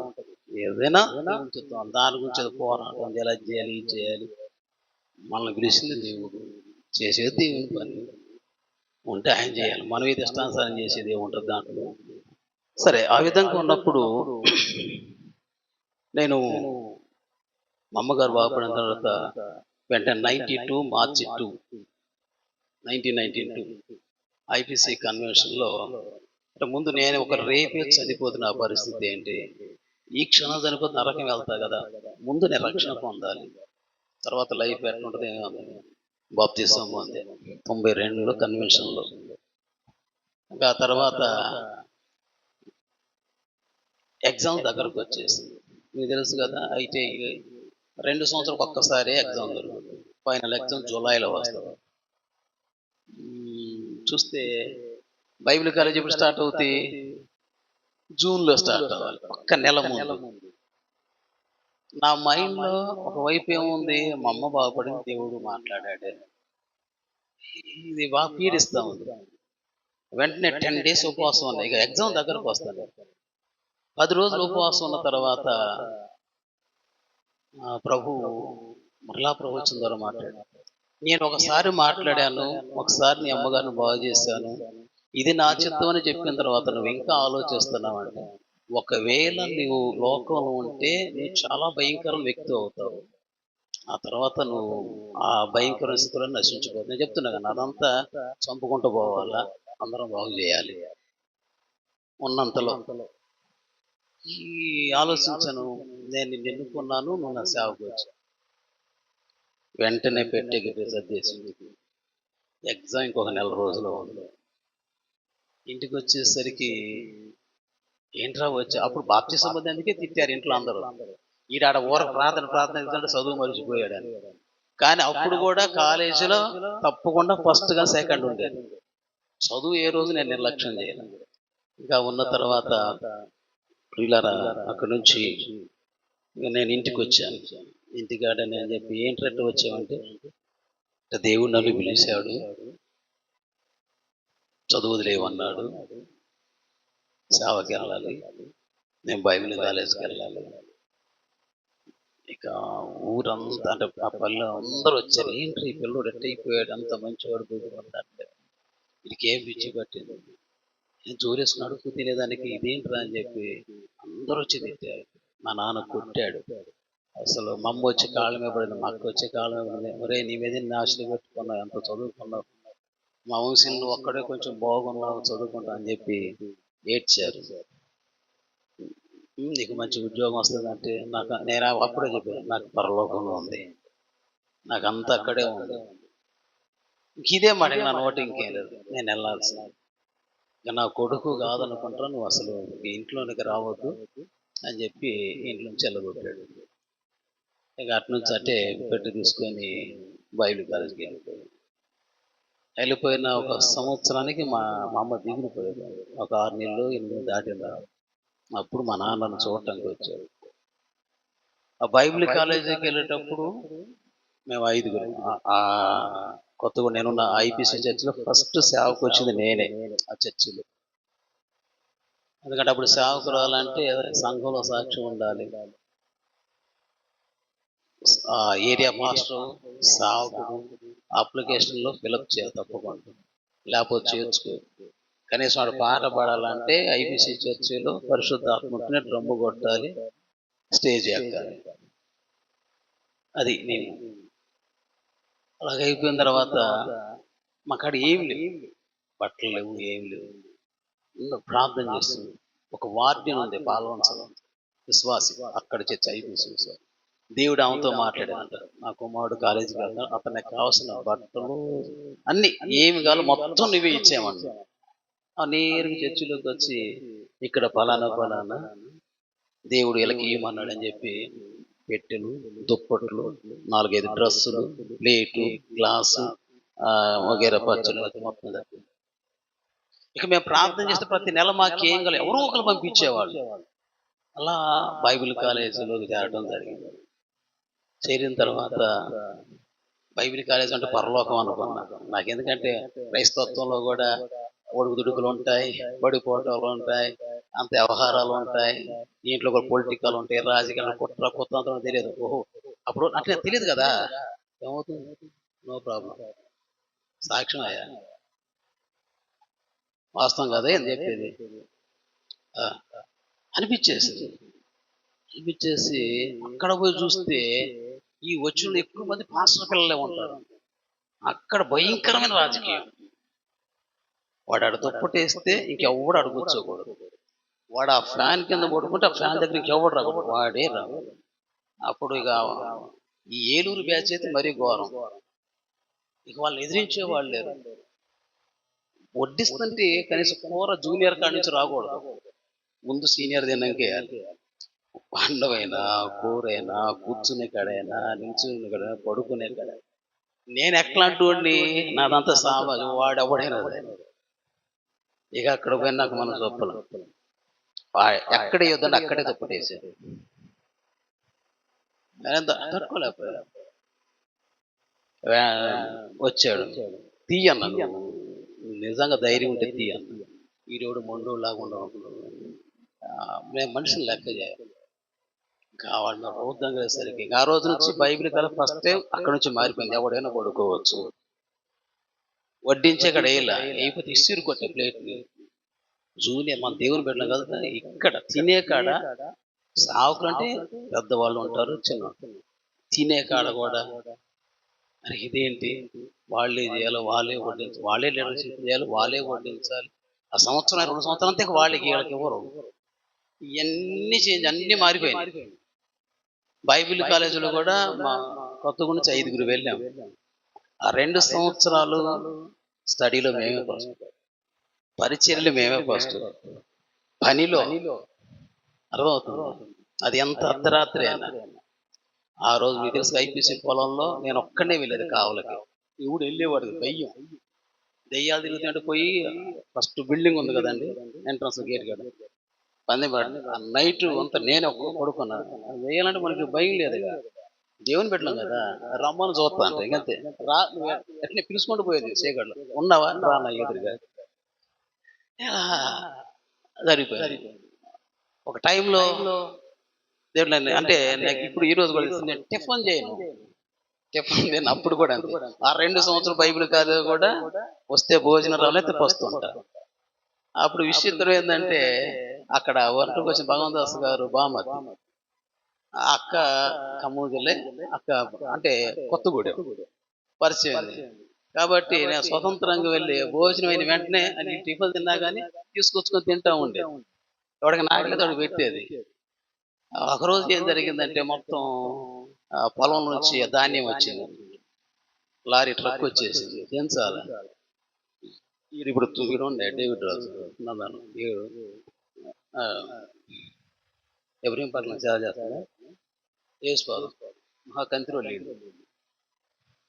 ఎక్కడైనా నన్ను యూజ్ అంటురో నా బతుకంతా. వాళ్ళు ఏం చేసినారు, వాళ్ళకి ఆకలి అయ్యి ఆ రోజు మంచి కూర ఇక్సన్, నువ్వైతే అన్నం నీకు తీసుకొస్తావు కదా, అందరం రూమ్ కూర్చోదు ఏదో తీసుకురాపోను. నన్ను కొంచెం కృషి చేస్తే అబ్బా నాతో లేడు అనుకుంటా, మంచి పనేగా అని అనుకుంటా అని లోపలికి వెళ్ళా, తీసుకొచ్చా. టూరిస్ట్ తింటా ఉంటా. నోయల్ గారు వచ్చారు, వచ్చి బయటకు వస్తే మా తలుపులు వేసి లోపల వాసన వచ్చి తీసరికి మేమందరం ఉన్నారు. ఎవడెక్కడ అన్నం ఎట్ట వచ్చింది అన్న, వీళ్ళందరూ కలిసి మిక్స్ అని చూపించారు. ఆయన మహా బీపీ. రై వెళ్ళు 1 2 3 5 అనేలోపు ఇక్కడ నువ్వు ఉండొద్దు, కాళ్ళ నుంచి నీ పెట్టి సర్దుకో సర్దుకో అంటాడు. నాకు అట్లా ఎగిరి తన్నాలనిపించింది ఆయన, కొట్టేది ఆయన్ని. నాకు ఆయన జరిగింది నీకు భయం వేస్తుంది, కొట్టేది. ఆ రోజు మా ఏరియా పాస్టర్ గారు గుర్తొచ్చాడు. అరే ఆయన నన్ను పంపించాడు కదా, ఆయన పరువు పోతేమో, నేనేం తప్పు చేశాను, దీనికి నేను బైబిల్ కాడ నుంచి వెళ్ళాలా, అసలు నేను దైవ సేవకుడు కదా, ఇలా అంటున్నాడు ఏంటి అది. అట్నే నిలబడ్డా. ఏంట్రా కథలు అంటారు వీళ్ళందరూ, నిక్సన్ కోపాడు. వీళ్ళకి కూడా తెలుసు బైబిల్ కాదు. నాకు బహు టెంపో అన్యాయం ఉంది, అది బయటికి తర్వాత మాట్లాడదాం. ఇక వెంటనే పెట్టి తీసుకొని సర్దేస్తాను. మాకు ఏరియా పాస్టర్ డి రత్నం గారు, చర్చి పాస్టర్ డి రత్నం గారు, వెంటనే ఆయనకి ఫోన్ చేశారు. నిక్సన్ నేనంటే చాలా ప్రేమ, ఎందుకంటే చెప్తున్నాను పనిలో అన్నిట్లో నేను ఎక్కడ అటు ఎంత జోరు వానొత్తున ఆయన అన్ని కాలువలు తీయాలి. నోయల్ గారి ఇంటి ముందు నేను ఒక్కడే వెళ్ళేది. వెంటనే చేసింది రత్నం గారు బయటకు వచ్చేసి, భలేమనిపించు దిగు, నువ్వు షాపును గౌరవించాలి, పెద్దలు అంటుంటారు, ఏం కాదు అని చెప్పి ఆయన ఇంటికి తీసుకెళ్ళాడు పాస్టర్, పక్కనే కదా. తీసుకెళ్ళి నన్ను ఏం కలిగించిందంటే, ఆయన మంచం వేసి దుప్పుటేసి పడుకో, ఆయన నాకు పరిచయం చేస్తారు. గురించి దుర్గపడవాకు సాకులు, ఆయనకు అంతే అంటున్నారు, మనం లోబడాలి, మనకు దీవిన ఆయన బాటలు భలే ఉంటాయి. అసలు ఏంట ఉంటేనే అన్నట్టుగా ఉంటది. అంత చక్కని ఆత్మీయుడు ఆయన. దేవుని బిడ్డలారా, అది ఎంత గొప్ప. అక్కడ చూస్తేనేమో అట్లా మాట్లాడిన సేవకుడు కనబడు, ఇక్కడ చూస్తేనేమో ఈయన నా ఏరియా పాస్టర్ గారు ఇంత గొప్ప సేవకుడు, ఈయన నన్ను ఎంత గౌరవించాడు అని కొంచెం మనసు కలిగింది. ఫోన్ పాస్టర్ గారు ఉంటాను. అయితే నేను చెప్పా, నోయల్ గారు వచ్చి పిలిస్తేనే మళ్ళీ కాలేజీకి వెళ్తాను, తర్వాత ఆయన ప్రార్థన. మళ్ళీ ఆయనకి ఏమో, ఆయనకి మళ్ళీ నేనంటే ప్రేమ, ఎందుకంటే చూస్తాడు అంత వర్క్ చేసింది. నిక్సన్ పోయాడా ఉన్నాడా పిలవండి అని చెప్పి మళ్ళీ పిలిపించాడు. నేను అనుకున్నా, నువ్వు నన్ను బయటికి పంపించావు కదా, నేను నీ ఇంట్లోకి వస్తాను, నీ నడి ఇంట్లోకి వస్తానట్టుగా నీ ఇంట్లోనే నేను ఉంటా అని చెప్పి అనుకున్నాను. ఎట్లాగైనా నీ ఇంట్లోకి వచ్చేస్తాను. తీరా 2వ సంవత్సరం నుంచి ఈ బైబిల్ కాదు పరిచయం అంతా పోయి కేవలం ఆయన ఇంట్లోనే ఉండేది. ఆ ఇంట్లోకి ఎవరైనా వెళ్ళాలంటే even area pastor Bhagwant Das అని బయట కూర్చున్నాడు, అది ఆయనకి కొంత ఇది. ఆయన బయట కూర్చుంటే నేను లోపలికి ఉండేది. అలా వెళ్ళిపోయేది. ఆ ఇంట్లో కావాల్సిన ఏది, అమ్మగారు జాయమ్మగారు ఉంది కదా, కోడిని అన్ని కోసి నేనే పెట్టేది లోపల రూమ్లో. ఆ ఇంట్లో స్వతంత్రం అన్నమాట, ఎందుకంటే నేను అలా వెళ్ళిపోయి చేసేవాడిని. అలా వచ్చిన తర్వాత ఆ రోజు నేను వాళ్ళ ఇంటి నుంచి వస్తానంటే కావాల్సిన స్వీటు హాట్లు ఇంట్లో ఏమన్నా ఏమన్నా మొత్తం నా రూమ్ తీసుకొచ్చి నేను వస్తుంటే ఎదురు చూస్తుండే స్టూడెంట్స్ మొత్తం. ఆ టైంలో నేను చెప్పే కదా, నన్ను బయటకు వెళ్ళగొట్టినప్పుడు అసలు ఈ బైబిల్ కాలేజీనే క్లోజ్ చేద్దాం అనుకున్నాను. ఇక్కడ ఇన్ని అక్రమం, ఇంత దుర్మార్గంగా ఉందని చెప్పి ఉన్న 70 మంది స్టూడెంట్స్, నాకు సీనియర్లు గొప్ప అందరిని ఒక తాటి మీద తీసుకొచ్చి అందరు 70 మందితో సంతకాలు పెట్టించారు. రేపు మొత్తం ప్రెస్ మీట్కి వెళ్దాం, అసలు ఈ భాగవతం మొత్తం బయటేద్దాం అని చెప్పి అందరితో సంతకం పెట్టించాను. ఇంకా నైట్ ఆయన పాస్టర్ గారు మాట్లాడేసరికి మొన్నటి దాకా ఉంది, ఆ ఫైల్ మొత్తం నా కాడ ఉంది, అయిపోయింది. అట్లా అయిపోయింది. ఇంకా తర్వాత ఆ ఇంట్లోకి వెళ్ళాను. ఆయనే నేనంటే బహు ప్రేమ, నా సాక్ష్యం ఆయనకు చాలా ఇంట్రెస్ట్ అన్నమాట, అమ్మగారు కానీ ఆయన కానీ. ఆ తర్వాత నాకు సంవత్సరం అయిపోయేసరికి మధ్యలో ఒకసారి ఒకడు అన్నారు, అరే మీరు ఐటీ ఫెయిల్ అయ్యి వచ్చి చదవలేకపోయాడు రా అన్న. ఈ మాట నన్ను బాగా బాధించింది. ఎలాగైనా ఐటీ పాస్ అవ్వాలి, బైబిల్ కాలి ఉండదు, మళ్ళీ టెస్ట్ కావాలి. కాలేజీ నుండి చదివి ఎగ్జామ్ రాసిన ఫస్ట్ క్లాస్లో పాస్ అయ్యాను. అలాగని చెప్పి వెంటనే దేవుడారా, నేను బైబిల్ కాలేజీ అయిపోతాను. అయిపోయటానికి నేను ఎక్కడికి వెళ్ళాలి సేవ, నేను ఫస్ట్ అండమానికి వెళ్దాం. నా గోల్ అంతా ఏంటంటే సేవలో పోవాలా, స్వార్థ చెప్పుకుండాలా, ఎవడన్నా వచ్చి నన్ను చంపితే బాగు, చచ్చిపోతే పరలోకం బలేగా ఉంటుంది. ఇది నాకు బహు ఇష్టం. అసలు వివాహం కూడా నాకు చేసుకోకూడదని ఆలోచన, తెగింపు అనమాట, అంత తెగింపు. అలా ఉండి అండమానికి వెళ్ళేస్తారంటే నేనే చేసేసరికి సరే చూద్దాం, ప్రార్థన చేయండి, ఎట్లా కాదు మీకు దేవుడు ఏది బయలుపరిస్తే అప్పుడు క్రిస్మస్కి ఇంటికి వెళ్తాను, రిటర్న్ వచ్చేటప్పుడు మీకు దేవుడు ఏం బయలుపరుస్తాడో చెప్పండి అని చెప్పి అన్నారు. మళ్ళీ 10 రోజులు ఉపవాసం ఉన్నా. 10 రోజులు ఉపవాసం ఉండి ప్రార్థన చేస్తాను, ప్రభువా నాతో మాట్లాడు. ఇక మా ఏరియా భాషలో అప్పుడు వైరా ఇప్పుడు ఆచార్య చేస్తాను నా క్లాస్ ఆ వైరాలో నేను చేయాలి లేదా పాల్గొన చేయొచ్చు. నేను బైబిల్ కాలేజ్ ఉన్నప్పుడే కుటుంబ ప్రార్థనలు కానీ భూస్థాపనలు కానీ ఈవెన్ కోనేరు రంగారావు ఇంట్లో కూడా కుటుంబ ప్రార్థన నడిపించవచ్చు. మంత్రి ఆయన అప్పుడు ఉప ముఖ్యమంత్రి ఆయన మేము టేర్ మీద కూర్చుంటే వాళ్ళు భార్య భర్తలు పరిచర్య చేశారు. ఇవన్నీ చూసా. అట్లా అంటే ఒక శవం కడుకోవాలంటే నేనే ఇలా జరిగిస్తున్న సందర్భంలో వాళ్ళు అన్నారు, మన ఏరియాలో నువ్వైతే బాగుంటుంది నిత్సన్ నీకు చేసుకో, మంచి సంఘం రిచ్ సంఘాలు ఉన్నాయి. అసలు అదేంటండి అట్లా చెప్తారు? రిచ్ సంఘాలు ఉన్నాయి, డబ్బులు వస్తాయి, బాగుపడతాం, బంగ్లాలు వస్తాయి. అరే సేవ జీవనం ఒక్కడే చెప్పట్లే. ఇటు పోతే బాగుపడతాం, ఆడుంటే బాగుపడతాం చెప్తున్నా కానీ దేవుని కోసం కష్టపడి చేయాలి. దేవుడు పిలిపేందుకు కనిపించం అట్లా. ఇక్కడ బాగుంటుంది అక్కడ బాగుంటుంది. నాకు అట్లానే చెప్పబాకు. నేను కావాలనుకుంటే నేను ఇంతకుముందు చెప్పను మీకు మిలిటరీ వచ్చింది కానీ సండే ఇంటర్వ్యూ పోవాలి. ఏది అక్కడ ఉన్న ఐటీ చేస్తున్నారు. సండే రోజు ప్రార్థన మానేసి జాబ్ కోసం ఇంటర్వ్యూ అని వదిలేసి అప్పుడే కొత్తగా కండక్టర్ జాబ్ ఫస్ట్ క్లాస్ ఉంటే ఎస్సీలకే కండక్టర్ జాబ్ కాదనుకున్నా. ఏది అప్పటికి ప్రవచనం వచ్చేసింది. నేను కావాలనుకుంటే ఇక ప్రార్థన చేస్తున్నాను, ప్రభువా ఆయన ఇక్కడికి రమ్మంటున్నాడు, ఆయన ఇక్కడికి రమ్మంటున్నాడు, అది బాగుంటున్నాడు. నేనే బాగుపడటానికి రాలే నీకోసం, సేవ అన్నావు కదా సేవ చూపెట్టు, లేదంటే వెనక్కి వెళ్ళిపోయిన ఉద్యోగం చేసుకుంటాను. ఇక్కడికి వచ్చి మళ్ళీ దీంట్లోనే సంపాదించాలి, దీంట్లో ఏదో గొప్ప వాళ్ళ ఇవన్నీ నా కాడ అనిపించదు ప్రభువా. మనిషితో మాట్లాడి నాకు ఈ కుదరన్న ఆయన, నువ్వు పిలిస్తే చెప్పు, నువ్వు మాట్లాడితే వస్తా, లేకపోతే ఇప్పటికైనా సర్దుకొని ఇంటికి వెళ్ళిపోతా. నేను వచ్చింది నువ్వు పిలిచామని వచ్చాను. నేనేదో సేవకు రావాలన్నా ఏదో బాగుపడాలన్నా చేయాలన్నా కాదు, నాకు అది కాదు నాయన, బయలుపరచాలి. నిద్ర పట్టిన 1 గంట అయినా అలా ప్రార్థన నెల ప్రార్థన చేయంగా దేవుడు ఆ డిసెంబర్ నెల ఇంకా జనవరిలో చెప్పాలి కదా ఆయనకి వెళ్ళినాక కాలేజీకి వెళ్ళినాక ప్రభు మాట్లాడాడు.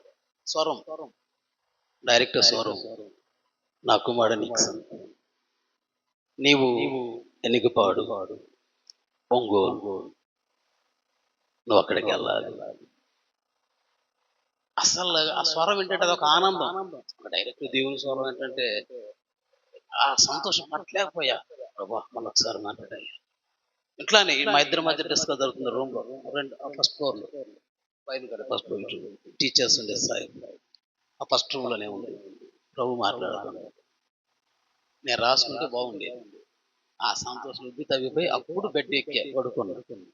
తెల్లర అసలు నాకేమైందంటే ఒంగోల వరంగల్, ఓ అనేది వరంగల్ ఒంగోలు అర్థం కాల, అంత కన్ఫ్యూజ్ అయిపోయి మళ్ళీ డౌట్ వచ్చింది.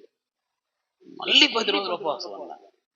ప్రభు నాకు కొంచెం క్లారిటీ లేదు, మర్చిపోయా. అది ఒంగోలు అర్థం కావట్లేదు. మళ్ళీ 10 రోజులు ఉపవాసం అన్నా. దేవుడు వెంటనే మళ్ళా ప్రవచనం ద్వారా మాట్లాడాడు.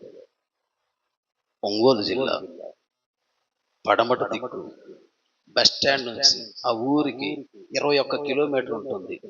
ఎనిగపాడు గో అన్నాడు. కిలోమీటర్తో సహా ఏ దిక్కు ఉంటుంది మాట్లాడాడు. నాతో మాట్లాడుకుంటే ఎనిగపాడు అంటే మళ్ళీ ఎక్కడ ఈఎస్ఐ పక్కన ఎనిగపాడు ఉంది అన్న ఒక డౌట్. అందుకని దేవుడు మాట్లాడాడు. అప్పటి వరకు నేను ఒంగోలు ఒక్కసారి నేను పిల్లవాడప్పుడు సినిమా కోసం బాలకృష్ణ థియేటర్కి వచ్చా. అప్పుడు లేస్తే విజయవాడ గుంటూరు. అప్పుడు రెండోది ఐటీ చదువుతున్నప్పుడు ఒక్కసారి మద్రాసు మీటింగ్స్కి వెళ్ళి అని చెప్పాను. మద్రాసు నుంచి ఒక ప్రభు నమ్ముకొని వచ్చాడు. ఇంకంత మించి ఎప్పుడు నేను రాలా. ఇంకా ఆ రోజు బైబిల్ కాలేజ్ 95 మార్చి 3వ తారీఖున అయిపోయిన తర్వాత 2 రోజులే ఇంటికి పోయేదానికి లేదుగా. నా బాధ ఏంటంటే అప్పుడు అందరూ నాతో ఇప్పుడు ఇంజోడు వచ్చాడు కదా, వీళ్ళందరూ ఇటా డేవిడ్ రాజు చాలా మంది జేపీలో పోయాడు. నాతో అందరూ ఇంగ్లీష్ బైబిల్ కాలేజీకి పోయారు. మా పాస్టర్ గారు కూడా చెప్పారు, ఇట్సన్ నువ్వు వెళ్ళు, నీకు ఎంత ఇదైనా మేము భరిస్తాం. నోయల్ గారు అడిగారు. అదేంటంటే అరే సార్ ట్రైనింగ్ కావాలి. ఈ 2-3 సంవత్సరాలు అసలు ఒక్కరోజు లేట్ అయినా ఒక్కడికన్నా వాళ్ళు చెప్తారు కదా, ఈలోపు ఎంతమంది చచ్చిపోతారు ఆ ప్లేస్లో, వాడికి లెక్క ఎవడు చెప్పాలి. ఈ 3 సంవత్సరాలు నేను అడగపోతే ఇంగ్లీష్ నేర్చుకుంటా, తర్వాత మేము కూర్చొని ఆ మనోహర్ నన్ను నడిపించాలి, మనం డబ్బు సంపాదించాలనుకుంటాం, పైకి లెక్కాలనుకుంటాం. ఈ లోకంలో కూడా నరకానికి పోతాం, మనకు వద్దు అది. ఇవన్నీ కాదుగా దేవుడు వాడుకోవడానికి ఇవన్నీ అవసరమా అని చెప్పి అంతా దాన్ని మూర్ఖమైన భక్తి అనండి, అతి భక్తి అనండి, ఇంకేమని అనుకోండి. అలా నా స్టేజ్ అట్లా ఉంది అప్పుడు పరిస్థితి. దీంట్లో ఎంత విశాలత ఉన్నది, లోపలికి వస్తే ఇన్ని ఉంటే నాకు అర్థం కాదు అనిపించి వద్దనుకున్నాను. మూడో రోజే నోయల్ గారి దగ్గరికి వెళ్ళాను. అయ్యగారు నేను వెళ్తాను, అంతే ప్యాంట్ షర్ట్ వేసుకున్నాను. నాకు ఇంకో డ్రెస్ ఒకటే ఉంది. నేరుగా ఆ కట్టుబాట్లతోటి ఒంగోలు వచ్చేసాను. ఒంగోలు భగవాన్ దాస్ గారికి వచ్చాను. వ్యక్తిగతంగా ఫస్ట్ అప్పుడే ఆయన చూడటం. ఆయన ఇప్పుడు మాలు నవ్వొచ్చింది. నువ్వేందండి 4 గంటలు కదా, నువ్వంటావేంది మీరు అనాలి అన్నాడు. ఓహో ఎట్లా ఉంటుంది అనుకున్నాను. వచ్చేసిన తర్వాత అప్పుడు మీరు ఇప్పుడు గుడ్ ఆయన ఐజీ ఉన్నాడు కదా, అప్పుడు ఒక విశ్వాసం అంటే ఆయన చేతులు తిరుగుతూ ఉంటాడు. నేను ఆ రోజు శనివారం నాకు అవకాశం ఇచ్చారు. సాక్షి చెప్పినట్ట నోయల్ గారికి ఫోన్ చేసి చెప్పాడు వస్తున్నాడు నన్ను చూడండి అని చెప్పి. శనివారం సాక్షి చెప్పాను. చనిపోయాడు కిరీటి అని కానిస్టేబుల్. కిరీటిని ఐజియా నాకు మంచి ఫ్రెండ్. వాళ్ళిద్దరు నా వెనకాల తిరిగేది. వాళ్ళు తీసుకొని తెల్లారి బస్ స్టాండ్కి వెళ్ళి భగవాన్ దాస్ గారు కూడా తెలియదు ఎనిగిపాడు ఎక్కడ ఉన్నాను సంగతి. బస్ స్టాండ్కి వెళ్తే కరెక్ట్ చెప్పాడు 21 కిలోమీటర్లు ఉంటుంది, పడమటి దిక్కు ఉంటుంది కరెక్ట్ అనుకొని అప్పుడు వీళ్ళిద్దరు తీసుకొని వెళ్ళాడు. డ్రమ్ము తీసుకొని అయ్యగారు ఇంటికి డ్రమ్ము కూడా తీసుకొని వెళ్ళిపోయా. వెళ్ళిపోయాడు. కొట్టం ఉంది ఇంకా అక్కడ ప్రార్థన పెట్ట ఇలా 2-3 వారాలు ఎప్పుడు ఐజీ నాతో వచ్చేవాడు, వెళ్తూ ఉండేవాళ్ళు. ఆయన అన్నాడు బ్రదర్ మన ఇద్దరం కలిసి సేవ చేద్దాం రా అన్నాడు. కాదండి దేవుని అని అభిషేకం ఇలాగే. సరే ఆ విధంగా ఆ బోరింగ్ ఉండేది, అక్కడ పంపు కొట్టుకునేది, బట్టలు ఉతుకునేది, ఎవరైనా పిలిస్తే ఒక ముద్ద తినేది, వచ్చి పొట్టంలో పడుకునేది. పొద్దున్నే లేసేది, బోర ఉంది కదా అల్యూమినియంతో చేస్తారు, బోర తెచ్చుకోండి, డ్రమ్ము ఒకటి ఉండేది, ఆ డ్రమ్ము తగిలించుకొని బోర పట్టుకొని వీధి ఒక్కనే సిగ్గా అసలు ఆ మాటే అనిపించేది కాదు.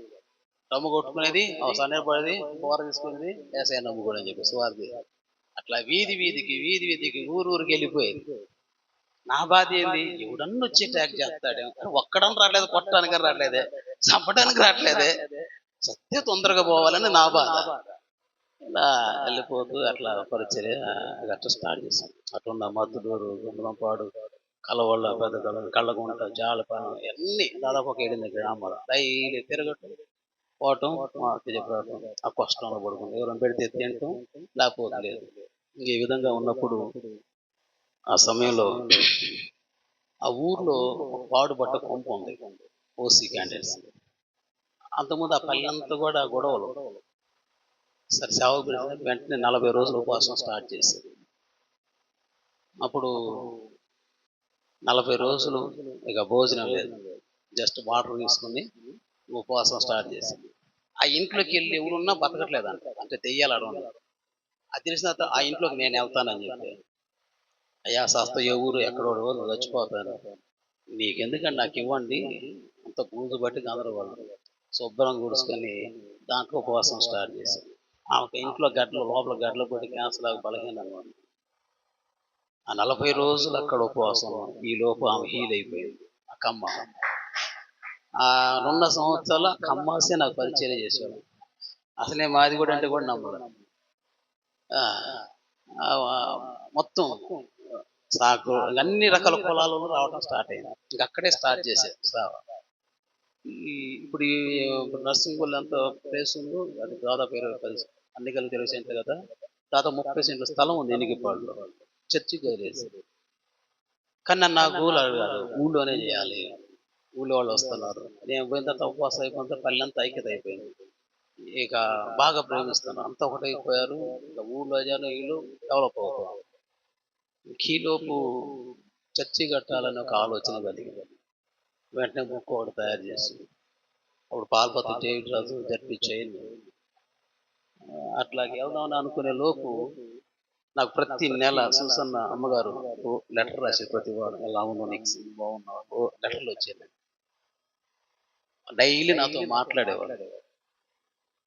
నోయల్ గారికి నేను అంటాను, రే నేనే నీకు పెళ్లి చేస్తా, మొత్తం ఖర్చు అంతా నాదే, బైబిల్ కాలునే చేస్తా. ఎందుకంటే ఆయన్ని ఆ విధంగా దేవుడు నాకు బాగా కనెక్ట్ చేశాడు. ఇప్పుడైనా కనబడితే మొన్న పోతే కౌగిలించుకున్నా, ద్వేషం ఏం లేదు ఆయన. ఎందుకంటే ఐపీసీ మన మినిస్ట్రీని చీఫ్ చేసే సమయంలో కౌన్సిల్లో కూడా నా గురించి గోల జరిగింది. మొత్తం నిక్స్ అనే చేశాడు. ఎందుకంటే ఫస్ట్ నేనే కదా అక్కడ మీటింగ్ పెట్టి రూబెన్ మినిస్టర్ చెప్పి పోయి భగవంతుడు చర్చికి వేసి మొత్తం పోస్టులు అర్ధరాత్రి పోయి వేసి వచ్చా.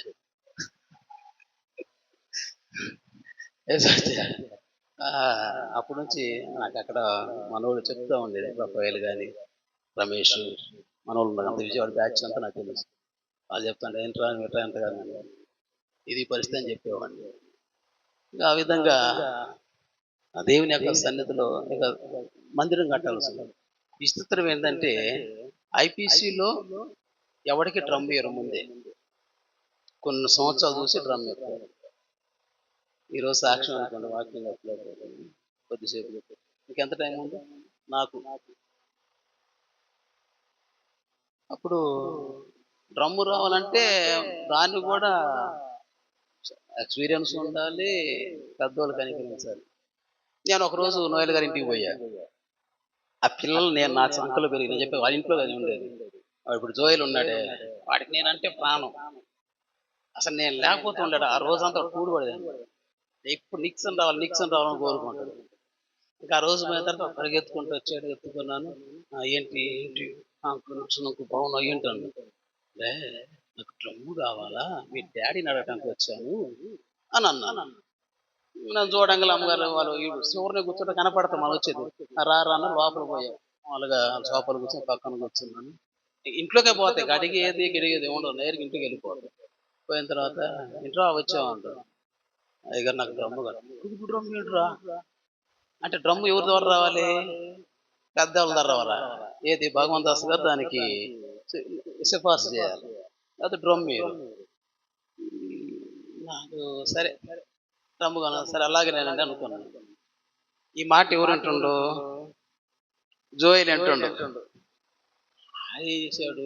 నేను బయటకు సరే నీకు ఇప్పుడు తర్వాత చెప్తే పో అన్నా. అట్టగా నేను రోజు ఇట్లా తిరుగుతా ఉన్నాను, డ్రమ్ము కావాలని. ఆయన బీపీ ఊరని అప్పటికప్పుడు సీరియస్ అవుతాడు, అప్పటికప్పుడు ఇది అవుతాడు. ఇక నాకు కూడా ఆయన మైండ్ అవుతుంది కానీ నేను కొంచెం కూల్ అవుతాను. మా ఇద్దరు అంతకుముందు అంతరంలో దొరికిపోయి నన్ను ఆయన అండర్స్టాండ్ చేసి నేను ఆయన చేసుకున్నాను. అయిపోయి బయటకు వస్తే ఆ పిల్లోడు ఏం చేశాడంటే, డాడీ నిక్సన్ డ్రమ్ ఇవ్వండి ఇట్లేదు ఏందని చెప్పి ఆడు బాల్ చేస్తాను. నేను బయటకు వచ్చిన ఇక వాడు కింద వాడు దొర్లుతా ఉండవు, నువ్వు ఇస్తావా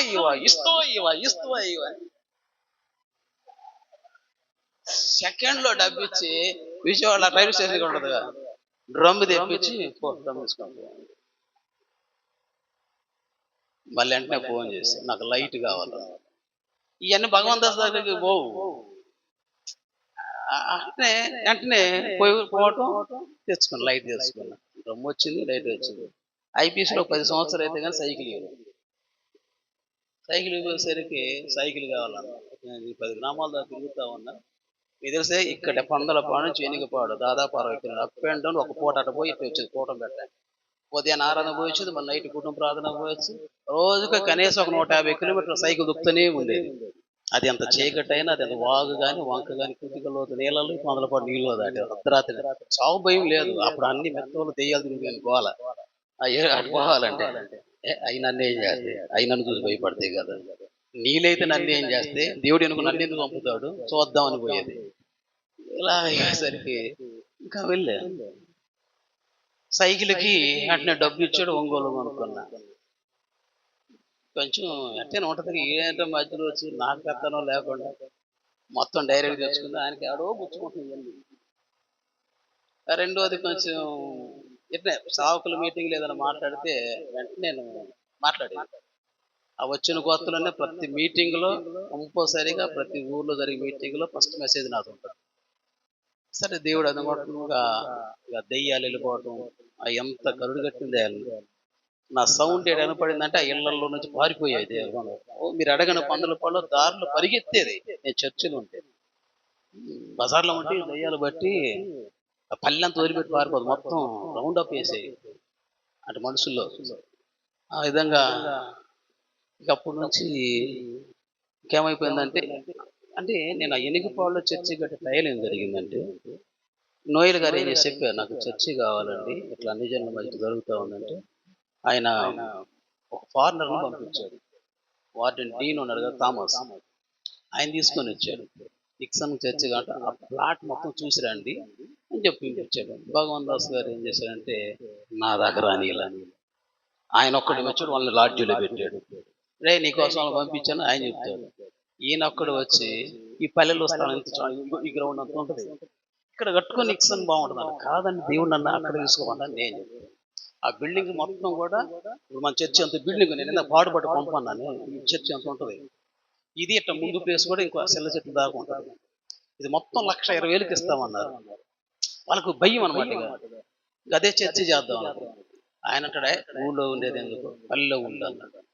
సరే పల్లె మాలపల్లె మాదేపల్లి మధ్య రోడ్డు ఉంటుంది, మంచి ప్లేస్ ఉంది, ఆడ తీసుకుందాం అంటే, ఇక్కడ కాదు అక్కడే బాగుంది ఈ ప్లేస్, ఆడే కట్టుకోగా అన్నాడు. ఆ వచ్చిన వాళ్ళు కాస్త ఏడు దగ్గర అనేకుండా అట్నుంటే ఇలా అయిపోయింది. వెళ్ళిపోయిన తర్వాత ఆ ప్లాన్ కాస్త కొలాప్స్ అయిపోయింది. ఆ తర్వాత దేవుని బిడ్డలారా, కొన్ని రోజులకి ఇక నేను ఈలోపు ఏంటంటే ఏషియా పాస్టర్ గారు వెళ్ళిపోయాడు పందలపాడు నుంచి.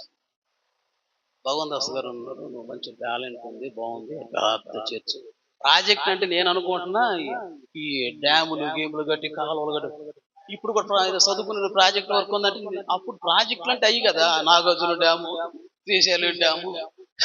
నిజమండి. ఓ అక్కడ ప్రాజెక్ట్ ఉంటుంది అని అంటే, ఓ అన్ని ప్రాజెక్టులు కట్టారు. అది ప్రాజెక్ట్ ఏరియా. ఆ ఊర్లో నాకేందంటే, నాకు విజన్ దర్శనమైన దేవుని సిద్ధమైన నా ముందు ఒకడు కష్టపడుతుంది అనుకో, ఈయన ఎవడు లేపుతాడు. ఎలీషా అంటాడు గ్యాస్ తోటి, మధ్యలో పలకించే పలకబాకరా నేను చెప్పిన గడికి వెళ్ళా. నా పరిస్థితి మధ్యలో బాధపడుతున్నాడు, ఏడాగిపోతా. అరే వీళ్ళని ఎవడు పట్టించుకుంటా. ఆయన అంటే ఒక్కొక్కడు దేవుడు ఇప్పుడు ఇక్కడ దాకా తోమారాపోతే మధ్యలో లేవా దేశాలు, మన దేశానికే ఎందుకు రావాలా. అయితే నేను అనుకునేది ఏంటంటే, ఈ మధ్యలో చాలా ఉన్నాయి, పోతుంటే ఏడుతాడు కనబడి ఆడే ఆగిపోవాలి. నా విజన్ పోయింది, నా దర్శనం అంతా అక్కడ. నా మనసు ఏంటంటే, నేను ఇక్కడ మనం తప్పించుకుంటే ఇంకెవడు చేస్తాడు, ఈ ప్రజలు మనం కాదు ఏడెవడు చేస్తాడు.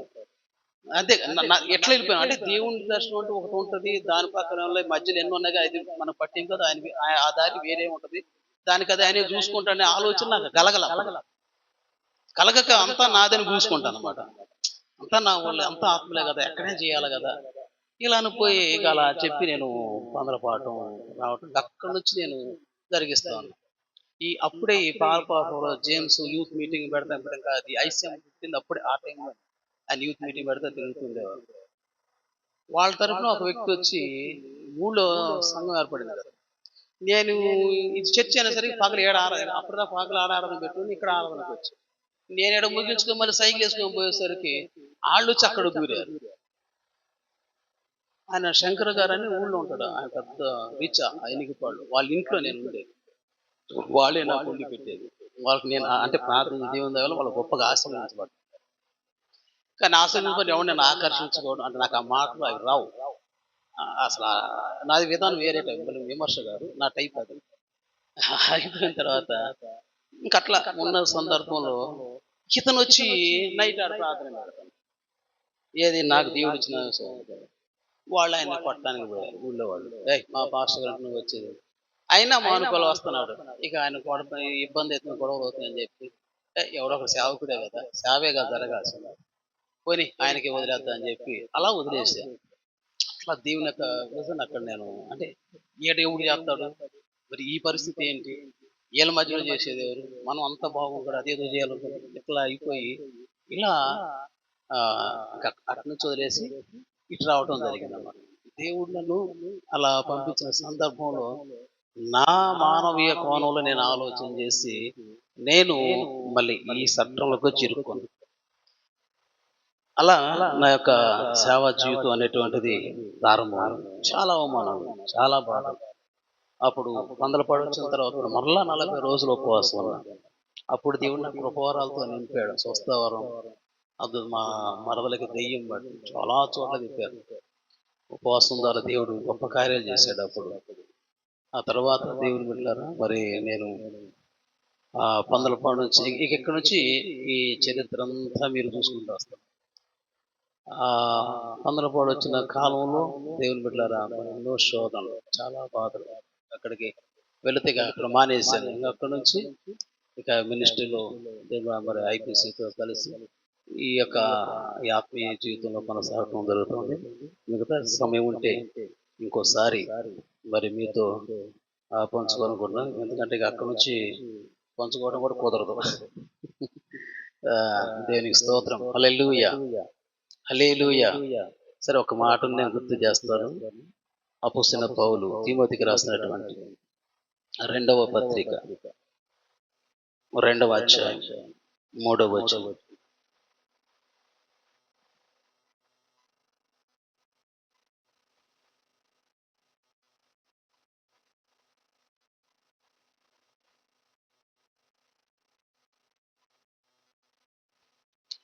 తిమోతికి రాసిన 2వ పత్రిక 2వ అధ్యాయం 3వ వచనం. క్రీస్తు యేసు యొక్క మంచి సైనికుని వలె నాతో కూడా శ్రమను అనుభవించుము. చదవండి, పర్వాలేదు. యుద్ధమునకు పోయినప్పుడు తన్ను దండులో చేర్చుకున్న వారిని సంతోష పెట్టవలన ఈ జీవన వ్యాపారంలో చిక్కుకొనడు, మరియు జట్టిన పోరాడు.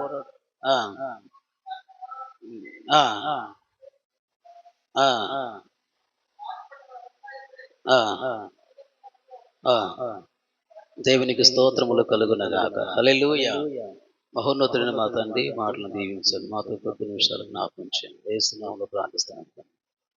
దేవుని స్తోత్రం. హల్లెలూయా, హల్లెలూయా. ప్రభునందు ప్రియమైనటువంటి దైవ సేవకులకు మరొకసారి ప్రభు పెట్టి వందనాలు. ఇక్కడ మనం గమనించినట్లయితే పౌలు గారు తిమోతికి ఇక్కడ ఈ లేఖను రాస్తున్నట్టున్నాడు. అతడు నూతనంగా సేవకు వస్తున్నాడు, సేవా పరిచయంలోకి రాబోతున్న సందర్భంలో ఆయన అంటున్నాడు, నా కుమారుడు క్రీస్తు యేసునందున్న కృపచేత నీవు బలవంతుడు కామని చెబుతూ క్రీస్తు యేసు యొక్క మంచి సైనికుని వలె నాతో కూడా శ్రమను అనుభవించము. ఇక్కడ సావుకుని యొక్క ఒక దైవజనుడు నీ ఎవరిని పోల్చి మాట్లాడుతున్నాడంటే, మన దేశం ఒక బోర్డర్లో ఉండేటువంటి ఒక సైనికుని పోల్చి ఇక్కడ మాట్లాడుతున్నాడు. దేవుని సేవకులైనటువంటి మనము ఈ లోకంలో మన యొక్క పరిచర్య, మన యొక్క జీవితం ఏంటంటే ఒక సైనికుని వంటి జీవితం. ప్రియులారా, గమనించండి, ఈ సైన్యంలోనికి వెళ్ళేటువంటి వ్యక్తి మొదటిగా తాను అక్కడ ఒక మాట అన్నాడు, నాతో కూడా నీవు శ్రమను అనుభవించుము. సాధారణంగా మనం ఏం చెప్తాం, రే సేవకు వస్తున్నావు, నీ జీవితం ఎలా మారుదు అలా మారుదు ఇవన్నీ చెప్తూ ఉంటాం. కానీ విషయం ఏంటంటే, మనం సేవలోకి అడుగు పెడుతున్నామంటే శ్రమల్లోకి వెళ్తున్నాం, సమస్యలతో మనం పోరాడబోతున్నాం. ఒక సైనికుడు వెళ్ళేటప్పుడు అతడికి సైన్యంలోకి వెళితే తప్పకుండా శ్రమలు ఉంటాయి, కఠోరమైనటువంటి శ్రమలు ఉంటాయి, గాయాలు ఏర్పడవచ్చు, యుద్ధంలో చనిపోవచ్చు, ఏమైనా జరగవచ్చు. కానీ అందుకని ఇప్పుడు ఎవరు మిలిటరీకి పోవాలంటే ఎవడు పంపించడు. మిలిటరీ పోవాలంటే అమ్మ మా పిల్లడు తెచ్చిపోతాడు. ఎందుకంటే అది నమ్మదగినది, అంటే బ్రతుకుంటాం అనే నమ్మకం ఉండదు. రెండవది, సైనికుడు ఏంటంటే పూర్తిగా తన యొక్క బాంధవ్యాన్ని మొత్తాన్ని, ఊరిని, బంధుత్వాన్ని, కుటుంబాన్ని, భార్య అయినా భర్త అయినా విడిచిపెట్టారు. మూడవదిగా ఇక్కడ అన్నాడు, దేశాన్ని సంతోష పెట్టాలి. దేశ ప్రజలకు తమను ఎవరైతే ఆ యొక్క సైనికునిగా చేర్చుకున్నారో ఆ జట్టి అయినటువంటి వాడంట దేవుడు తమ యొక్క యజమానుని సంతోష పెట్టాలి. దేవునికి స్తోత్రములు కలుగునగాక. హల్లెలూయా. అంటే ప్రతి ఒక్క సేవకుడి మీద ఈ 3 బాధ్యతలు ఉన్నాయి. ఒకటి, సేవలోకి వచ్చినప్పుడు శ్రమలు ఉంటాయి, బాధలు ఉన్నాయి. ఇందాక అయ్యగారు పాట పాడారు, తిమోతి గారు, ఆహా నా ధన్యత, ఓహో నా భాగ్యము, ఏమని వివరించను, ఏమని వివరించును. ఆహా నా ధన్యత, ఓహో నా భాగ్యము, ఏమని వివరించను,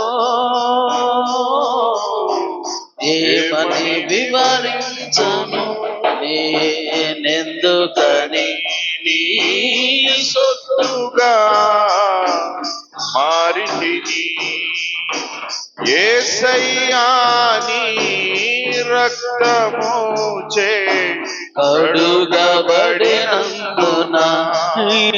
అనాది ప్రణాళికలో హర్షించెను నా హృదయ సీమా. నీ శ్రమలలో పాలొందుటయే నా దర్శనమాయనే. నా తను వందున శ్రమలు సహించి నీ వారసుడానైతేనే. హల్లెలూయా, హల్లెలూయా, హల్లెలూయా. దేవుని స్తోత్రం. పాడు, పర్లేదు, నేను చూడలే. ఆహా నా ధన్యత, ఓహో నా భాగ్యము, ఏమని వరింతును, ఏమని వరింతును. ఆహా నా ధన్యత, ఓహో నా భాగ్యము, ఏమని వరింతును, ఏమని వరింతును. నీ శ్రమలలో పాలొందుటయే నా దర్శనమాయెనే. నా తనయందున శ్రమలు సహించి నీ వారసుడానైతిని. ఈ శ్రమలలో పాలొందుటయే నా దర్శనమాయెనే. నా తనయందున శ్రమలు సహించి నీ వారసుడానైతిని. ఆహా నా ధన్యత, ఓహో నా భాగ్యము, ఏమని వరింతును, ఏమని వరింతును. ఆహా నా ధన్యత, ఓహో నా భాగ్యము, ఏమని వరింతును, ఏమని వరింతును. నీ పరిచర్యలో తోడబుట్టుటే నా నియమమాయెనే. నీ సన్నిధిలో నీ పొందుకోరి నీ స్నేహితుడానైతిని. నీ పరిచర్యలో తోడబుట్టుటే నా నియమమాయెనే. నీ సన్నిధిలో నీ పొందుకోరి స్నేహితుడానైతిని. ఆహా నా ధన్యత, ఓహో నా భాగ్యము, ఏమని వరింతును, ఏమని వరింతును. ఆహా నా ధన్యత, ఓహో నా భాగ్యము, ఏమని వరింతును, ఏమని వరింతును. హల్లెలూయా, హల్లెలూయా. కనుక మొదటిగా మన గురించి అంటే శ్రమలు, సమస్యలు. దేవుని బిడ్డలారా, మరి అనేక మంది దేవుని యొక్క సేవకులు, మొదటిగా యేసుక్రీస్తు శిష్యులతో సహా ఈ లోకంలో గొప్ప వరాలు పొందారు, అద్భుతాలు చేశారు, కానీ వారు బ్రతుకు కాలం అంతా కూడా శ్రమలే. యేసుక్రీస్తు 12 మంది శిష్యులు మీ అందరూ తెలుసు, యోహాను ప్రతి ఒక్కరు కూడా హతసాక్షులయ్యారు. వారి ఇళ్ళు వాక్యులు భక్తిగా మనకంటే అనుకోవటం కూడా పోల్చుకోవటం కూడా తప్పు అంటారు. ఎందుకంటే అలా పోల్చుకునే స్థాయి మనకి లేదు. Praise the Lord, praise the Lord. కానీ వారి జీవితంలో మనం ఒకటి శ్రమ పొందుతున్నాం అనే మాట అనుకునే కంటే మనం సంపాదించుకుంటున్నాం పరలోకంలో ఘనత అనుకోవాలి. Praise the Lord. చాలా, అందుకని ఇప్పుడు నేను తేలిక కాదు, ఏ కష్టమైనది కాదు అంటే అది ప్రతిఫలం, అది అవమానం అనుకోను. అది కష్టమా నష్టం ఎట్లా అవుతుంది? కష్టం ఎలా అవుతుంది? నష్టం ఎలా అవుతుంది? ఎందుకంటే ఒక విధంగా చూస్తే మనం పరలోకంలో ఒకటి దేవుని మాటను బట్టి ఆయన్ని సంతోషపరుస్తున్నాం, మనం పరలోకంలో ఒక ఘనత తెచ్చుకోవాలి. ఈ లోకంలో అన్ని కూడా ఉండి అలా మాయమైపోయాయి. ఈ లోకంలో ఏవి తీసుకొని వెళ్ళాం కనుక దేవుని స్వార్థ కొరకు, దేవుని పరిచర్య కొరకు సేవలో అనేకమైన సమస్యలు వస్తాయి. పేదరికం ఉంటుంది, ఆహారం లేనట్టు పరిస్థితులు వస్తాయి, దేవుని బిడ్డలారా మనల్ని ఆదరించిన పరిస్థితులు ఉంటాయి, అవమానం అంటే శ్రమ అంటే ఇంకోటి ఎలా మాకండి. మన వ్యక్తిగత జీవితంలో సేవలో ముందుకు వెళ్ళేటప్పుడు కొన్నిసార్లు నేను చెప్తున్నాను, బాధలు, శ్రమలు, శోధనలు మనకు చాలా చాలా కృంగతీస్తాయి. Praise the Lord. దేవుని బిడ్డల పౌలు గారు అయితే ఒక మాట అంటాడు, 11వ అధ్యాయం 2వ పత్రిక, కొరింథీయులకు రాసిన 2వ పత్రిక 26వ వచనం. అనేక పర్యాయములు, లేక 25 నుంచి చూడండి, చాలా ఆసక్తికరమైన మాటలు. 23 చదువు. వారు క్రీస్తు పరిచారకుల వెర్రివారి వలె మాట్లాడుచు, నేను మరి ఎక్కువగా క్రీస్తు పరిచారకులను మరీ విశేషముగా ప్రయాసపడి తిని, అనేక పర్యాయములు సరసాల్లో ఉంటిని, అపరిమితముగా దెబ్బలు తింటిని, ప్రాణాపాయములలో ఉంటిని,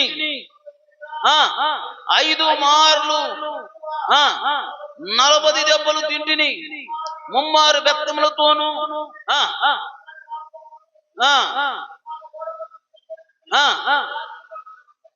గడిపి తిని, అనేక పర్యాయములు ప్రయాసములతోనూ, నదుల వలనైన ఆపదలలోను, దొంగల వలనైన ఆపదలలోను, నా స్వజనులైన జనులు, పట్టణములు ఆపదలు, అరణ్యముల ఆపదలు, సముద్రముల ఆపదలు, కపట సహోదరులతో ఆపదలు,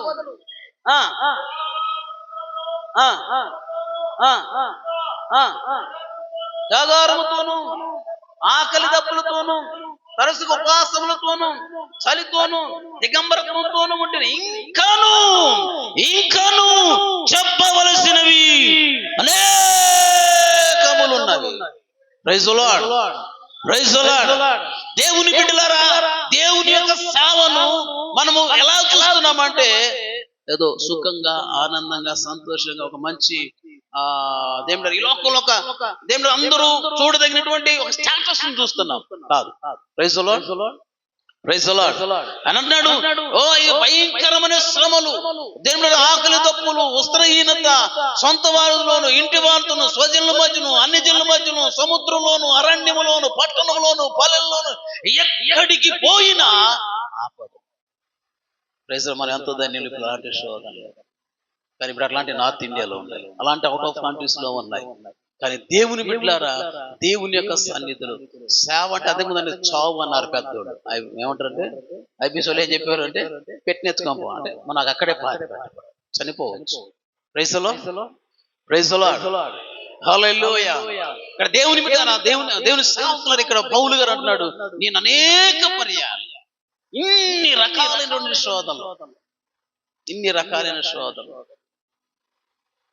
దాదాపుగా వీటిలో 70-80% నా లైఫ్ నేను అనుభవించాను.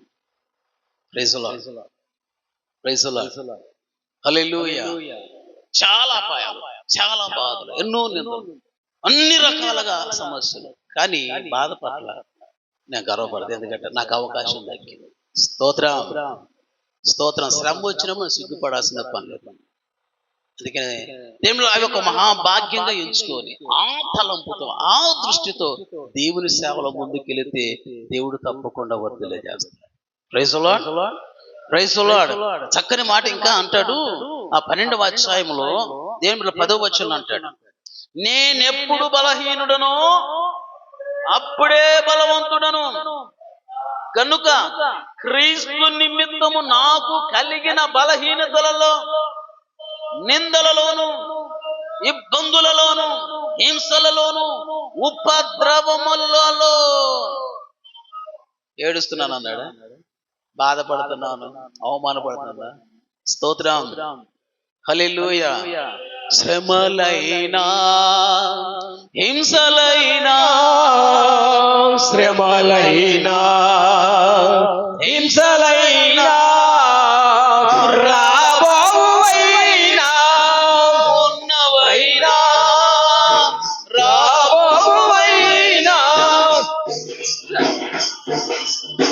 మరువైనా జీవమైనా, మరువైనా జీవమైనా, అనుక్షణము నిన్నే, అనుక్షణము నిన్నే కొలుతున్న పునరుద్ధానుడా, అనుక్షణము నిన్నే కొలుతున్న పునరుద్ధానుడా, పునరుద్ధానుడా, పరిశుద్ధుడా, పునరుద్ధానుడా, పరిశుద్ధుడా, అనుక్షణము నిన్నే, అనుక్షణము నిన్నే కొలుతున్న పునరుద్ధానుడా, అనుక్షణము నిన్నే కొలుతున్న పునరుద్ధానుడా. హల్లెలూయా, హల్లెలూయా, హల్లెలూయా. కనుక సేవకుడు అనేవాడు సేవలోకి వచ్చిన తర్వాత నేను శ్రమలలో అడుగు పెడుతున్నాను. శ్రమలు ఒక భాగమై ఉన్నవి, లైఫ్ లాంగ్. ఒకరి 1 రోజు బాగుండొచ్చు, ఏమో ఇంకొక రూపంలో శోధన వస్తుంది. దేనికైనా సరే ఎల్లప్పుడూ సంసిద్ధంగా ఉండే ఒక సైనికుడు ఎప్పుడు కూడా తాను అన్నిటికీ సిద్ధంగానే ఉంటాడు. అలా మానసికంగా అతను ప్రిపేర్ అయి వెళ్ళాలి, లేకపోతే వాడు వెంటనే 2 రోజు 3 రోజు 1 నెల రోజు వెనక్కి తిరిగి వస్తాడు. Praise the Lord, praise the Lord, hallelujah. కనుక ఇక్కడ ఉపద్రవాలైన క్రీస్తు నిమిత్తం, ఇది మనం గుర్తుపెట్టుకోవాలి. శ్రమ లేదో మనం ఏదో పని చేసుకుని లోకంలో కష్టపడుతున్నాం అనుకుంటే అది అది ఆ కష్టాలు మనం యాక్సెప్ట్ చేయని అవసరం లేదు. ఇక్కడ నన్ను యేసయ్య నిమిత్తము మనము శ్రమ పడుతున్నాం. మనకు రోషం లేకుండా, లోకంలో బ్రతకలేకుండా. ఇందాక రాత్రి సాక్ష్యం చెప్పారు పాస్టర్ గారు, సురేష్ గారు, మంచి వీడియో చేసుకున్నారు, చక్కని చదువు చదివారు. ఇక్కడ ఎవరు ప్రతి ఒక్కరు బ్రతకవచ్చు. కానీ దేవుని బిడ్డలారా మనం గమనించినట్టు మనం వచ్చింది మనము బ్రతకలేకు, మనం ఏదో బాగుపడాలి. యేసయ్య నిమిత్తం కొన్ని ఆత్మను సంపాదించాలి. ఆత్మ సంపాదించి మనం పోరాడాలి. మనం పోరాడాలంటే ఎవరితో పోరాడరా? మనం పోరాడినది మనుషులతో కాదు. ఎవరితోటి? ఆకాశ మండలమందున్న దురాత్మల సమూహముతో మనం పోరాడాలి. ఎఫెసీ 6:10 నుంచి రాయబడి. కనుక మనం గమనించినట్టు ప్రియమైనటువంటి వాళ్ళం, మనం దేవుని యొక్క సేవలో మొదటిగా మనకొచ్చే శ్రమలు, మనకొచ్చే బాధలు అవి మనుషుల ద్వారా కలిగేవి కాదు, ప్రత్యక్షంగా కనబడుతున్న మనుషులే కావచ్చు. అందుకని వాళ్ళ మీద మనం ద్వేషం పెంచుకుంటాం, అందుకని వాళ్ళ మీద మనం అసూయపడతాం. ఎందుకంటే దేవుని అనుమతి లేకుండా ఏది మన మీదకి రాదు. మనకొచ్చే ప్రతి శోధనలో మనం నేర్చుకోవాల్సింది అంటే ఆ స్థితిలో దేవునికి సరెండర్ అవ్వడం, ఆ స్థితిలో దేవునికి నమ్మకంగా ఉండటం ఒక్కటే మన ఆత్మీయస్థితిని కోల్పోకుండా ఉండడానికి కాపాడుకోవాలంటే. Praise the Lord, praise the Lord, praise the Lord. కనుక సరే దీన్ని నేను పొడిగించడంలే కానీ ఒకటి ఏంటంటే శ్రమలు, ఏం శ్రమలు కట్టుబట్టుతో వచ్చాయి. ఇలా సేవకులు, ప్రతి సేవకుడు, ఏసన్న గారు కావచ్చు, భక్త సంఘ గారు కావచ్చు, ప్రతి సేవకులు వారు దేవుని కొరకు ప్రయాసపడాలి. ఈ రోజులు ఏంటంటే మనం ఆ ప్రయాసాన్ని మర్చిపోతున్నాం. శ్రమ పట్టని, కష్టపడ్డాని దేవుని కొరకు మనము ఇంకా ఇంకా ఇంకా కొన్ని బాధలను సరే మన పరిచర్యలో ముందుకెళ్ళాలన్న ఆలోచన ఈ నూతన సంవత్సరంలో మనం కలిగి ఉండాలనేది నా అభిలాష. Praise the Lord, praise the lord.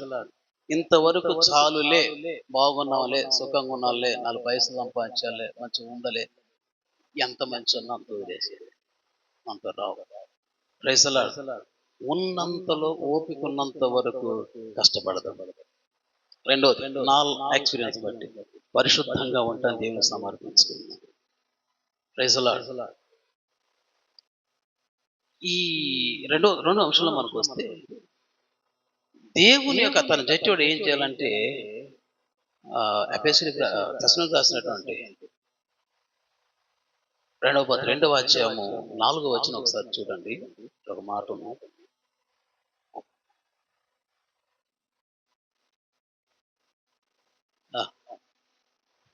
త్వరగా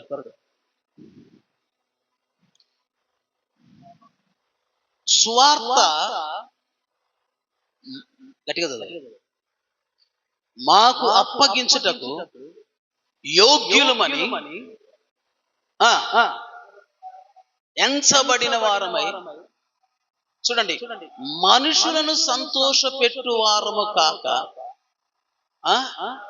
మన హృదయములను పరీక్షించు దేవుణ్ణే సంతోష పెట్టువారమై. శ్రమ పడతాలి. అదే సమయంలో మన పడే ప్రయాస, ఆ శ్రమలో చేసే సేవ దేవునికి సంతోషంగా ఉండాలి.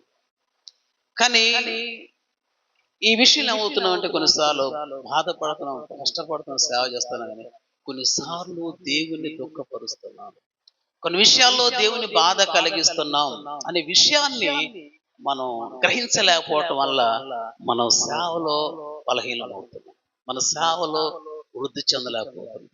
మనుషులు సంతోష పెట్టాలనుకుంటున్నాం, ఈ లోకస్తులను సంతోష పెట్టాలనుకుంటున్నాం. మనం చెప్పాలంటే, మనం ఎన్నుకున్నటువంటి ఈ బెల్ట్ లో సేవ ఎక్కువగా మనుషులు మెప్పించాల్సిన పరిస్థితులు వచ్చాయి. సగంగా 75% సమర్పణ అక్కడ పోయింది. ఎంత ఆవేశం, ఎంత త్యాగంతో వచ్చాము. ఇక్కడంతా కూడా సామాజికమైనటువంటి గుప్పిట్లోకి వెళ్ళిపోయింది పరిస్థితి. వాళ్ళని మేనేజ్ చేసుకోవటం, వాళ్ళని మెప్పించటం, వాళ్ళ గురించి ఆలోచించడం తప్ప సేవ గురించి ఆలోచన పూర్తిగా మనం చేయలేని పరిస్థితి వచ్చింది. కాబట్టి ఈ విషయంలో సరే, దేవుడు ఆయన సర్వశక్తిమంతుడు. ఈ విషయంలో మనం ప్రార్థన చేయాలి. మనుషులు మెప్పించే సేవ ఈ బెల్ట్ లో దూరం అయిపోవాలి. Praise the Lord. మనుషులు మెప్పించే పరిస్థితులు మన సేవకులకు, ఈ సంఘాల నుంచి తొలగిపోవాలి. దానికి మనం చాలా ప్రయాసపడాలి, ప్రభు దగ్గర కష్టపడాలి, ప్రార్థన చేయాలి.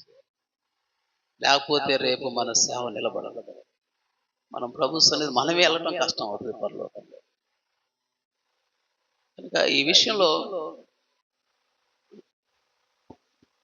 మనుషుల్ని అలా మనం సంతోషపరచాలనుకొని వాళ్ళ ఉచ్చులోకి మనం వెళ్ళిపోతుంది. మన సమర్పణ పోతుంది, మన త్యాగం పోతుంది, మన ఉపవాసం వ్యర్థం అవుతుంది, మన పిలుపు వ్యర్థం అవుతుంది.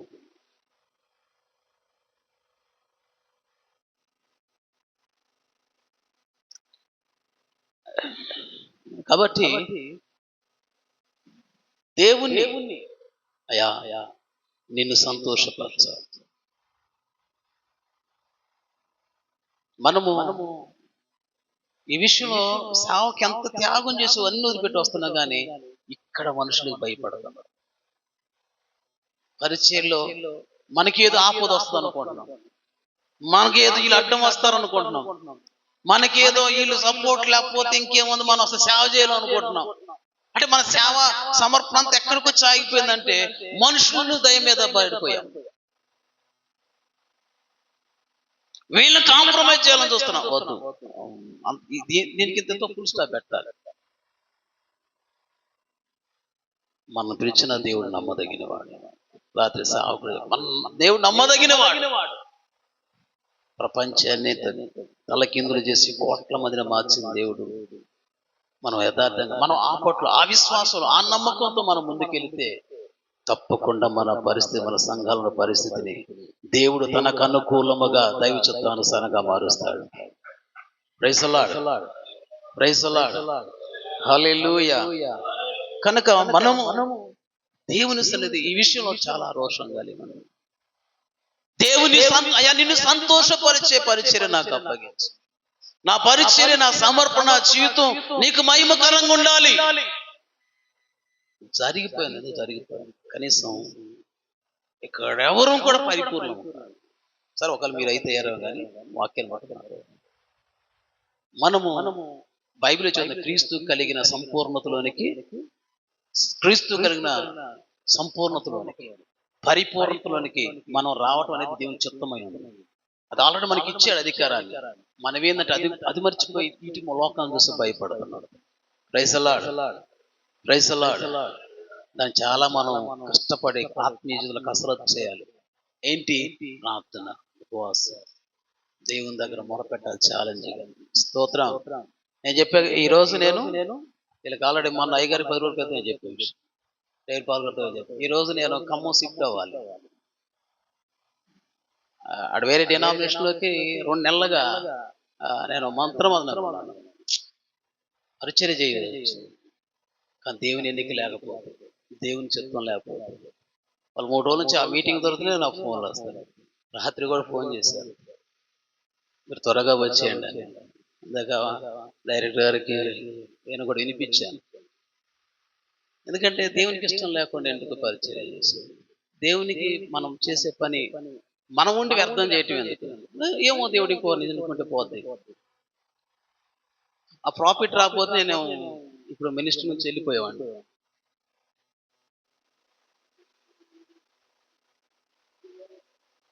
రీజన్ అదే నేను చెప్తున్నా కదా, దేవునికి నా పిలుపు నేను జ్ఞాపకం చేస్తాను. నేను ఎంతమంది చెప్పిన పిలుపు ఉన్నటువంటి దేవుని కోసం నేను చెప్తాను. చావైన బతికని ప్రభు పరిచర్యకు వచ్చాను. ఈ మధ్యలో ఎన్నో శోధనలు, ఎన్నో బాధలు, ఎన్నో బలహీనతలు. కానీ ఆ సమయాల్లో నేను చనిపోవాలి, వాస్తవానికి బ్రతకూడదు. కానీ దేవుడు బ్రతికించాడు. దేవుడు నా పట్ల కృప చూపించాడు. Praise the Lord, praise the Lord. ఇంకో సంగతి చెప్పనా, ఇక్కడ నుంచి వెళ్ళిపోయిన డిసెంబర్లో కదా 2025, ఇది 23. అప్పుడు అమ్మగారు వచ్చినప్పుడు జూన్లో వచ్చాడు. మొత్తం దేనికి వచ్చాడు? నా ఇంటికి వచ్చాడు. మా ఫ్యామిలీ ఉన్నాం, ఇక్కడ నా యూత్ ఆడపిల్ల మొత్తం అన్నారు అని చెప్పాడు. దేవుడు మాట్లాడుతూ నాకు మాట, ఇక్కడ నుంచి ఆ వారంలోనే ఖాళీ చేయమన్నాడు.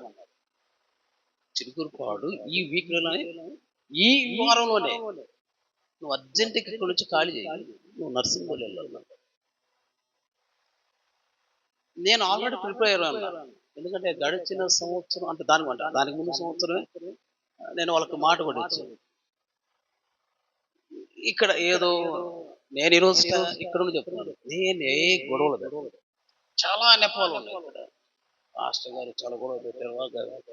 నేను ఎప్పుడు నా ద్వారా ఎటువంటిది జరగల, ఏ గొడవలు పెట్టాలి. నేను చెప్తున్నా, గొడవలు ఏ వర్గం కానీ. అంతేకాదు నా లైఫ్ లో ఈ రోజు వరకు నేను ఏ సావుకున్నా, నేను యథార్థంగా ఉన్నాను. నా వ్యక్తిగతమైన జీవితం కాదు, నా సేవ పరిచర్యలో నేను ప్రభు ఎదుటి కూడా చెప్పగలను, నేను ఎవరికి ఇటువంటి ద్రోహం చేయను. నేను ఎక్కడ ఉంటే అంతవరకు యథార్థంగా ఉంటాను, నా పని కరెక్ట్గా చేస్తాను అంతే. Praise the Lord, praise the Lord. పోతే ఆ రోజు చెప్పాడు, నేను అనుకున్నంటే డిసెంబర్ ఎట్లాగో వాళ్ళు నర్సింగ్ హోమ్ రమ్మంటున్నారు. నేను ఆ రోజు ఇక్కడ చెప్పేసి వెళ్దామని నేను ప్రిపేర్ అయ్యాను. చిరుగులపాడులో ఆ పండగ ఎట్లాగో వస్తే సందర్భం వస్తుంది కదా, అయ్యా నేను ఇక్కడ నర్సింగ్ హోమ్కి వెళ్దాము అని అనుకుంటున్నాను. కానీ దేవుని చిత్తం ఏంటంటే అప్పటిదాకా నీకు టైం లేదన్నాడు. ఒకవేళ నువ్వు ఉంటే నువ్వు కొంచెం అవమానంతో పండగ ముందే వెళ్తా ఉన్నాడు, డిసెంబర్ దగ్గర ఉండవు అని చెప్పాడు. ఆ రోజు అందరూ ఉన్నారు, మా పిల్లల కాడ రికార్డు అంత. నేను అనుకుంటే ఎంత, అరే 2 నెలలే కదా, చెప్పేసిపోతే బాగుంటది కదా అని అనుకున్నాను. కానీ ఆ దేవుని యొక్క మాటను నేను 3 months లేట్ చేయడం, నేను ఆ విధంగా వెళ్ళాల్సిన పరిస్థితి వచ్చింది. కనుక ఇక్కడ ఎవరిని కూడా నేను నిందించాలనుకోవటం లేదు. Praise the Lord. ఏది జరిగినా ప్రభు చిత్తం లేకుండా ఏగ కూడా మన మీద రాదు. అది మంచి అయినా చెడైనా. Praise the Lord. Praise the Lord. ఆ తర్వాత అంటే అయ్యగారు రీజన్ అడిగారు కదా, నా సమర్పణ గుర్తు చేసుకున్నాను. నా దేవుని కొరకు నమ్మకంగా ఉండాలి. నా దేవుని యొక్క పరిచర్యను ఆయనకి ఇష్టమైనట్టుగా చేయాలి. 30 సంవత్సరాలైంది.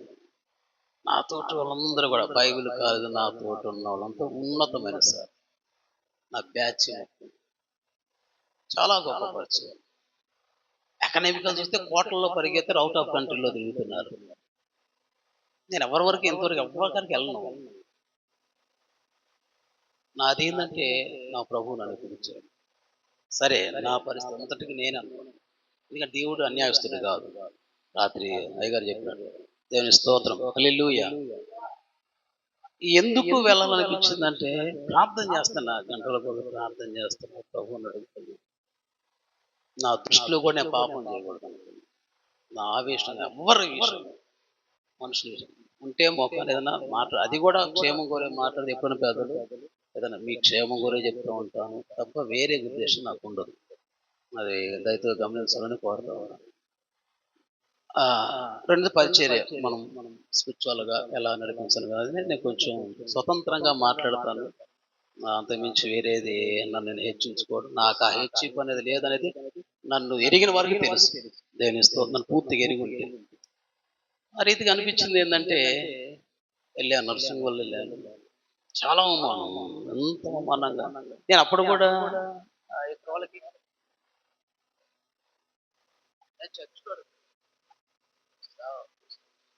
చేస్తున్న పండుగ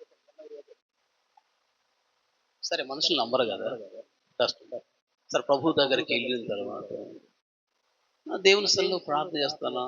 ఇంతకుముందు అక్కడ 30 మంది అట్లా ఉండేది. ఎప్పుడు ఈ 15-20 సంవత్సరాలు పాస్టర్ గారే నడిపిస్తున్నారు చర్చి. నేను ఎప్పుడో నెలకొకసారి పూర్తిగా ఉండేది. సార్, దేవుని దయ వల్ల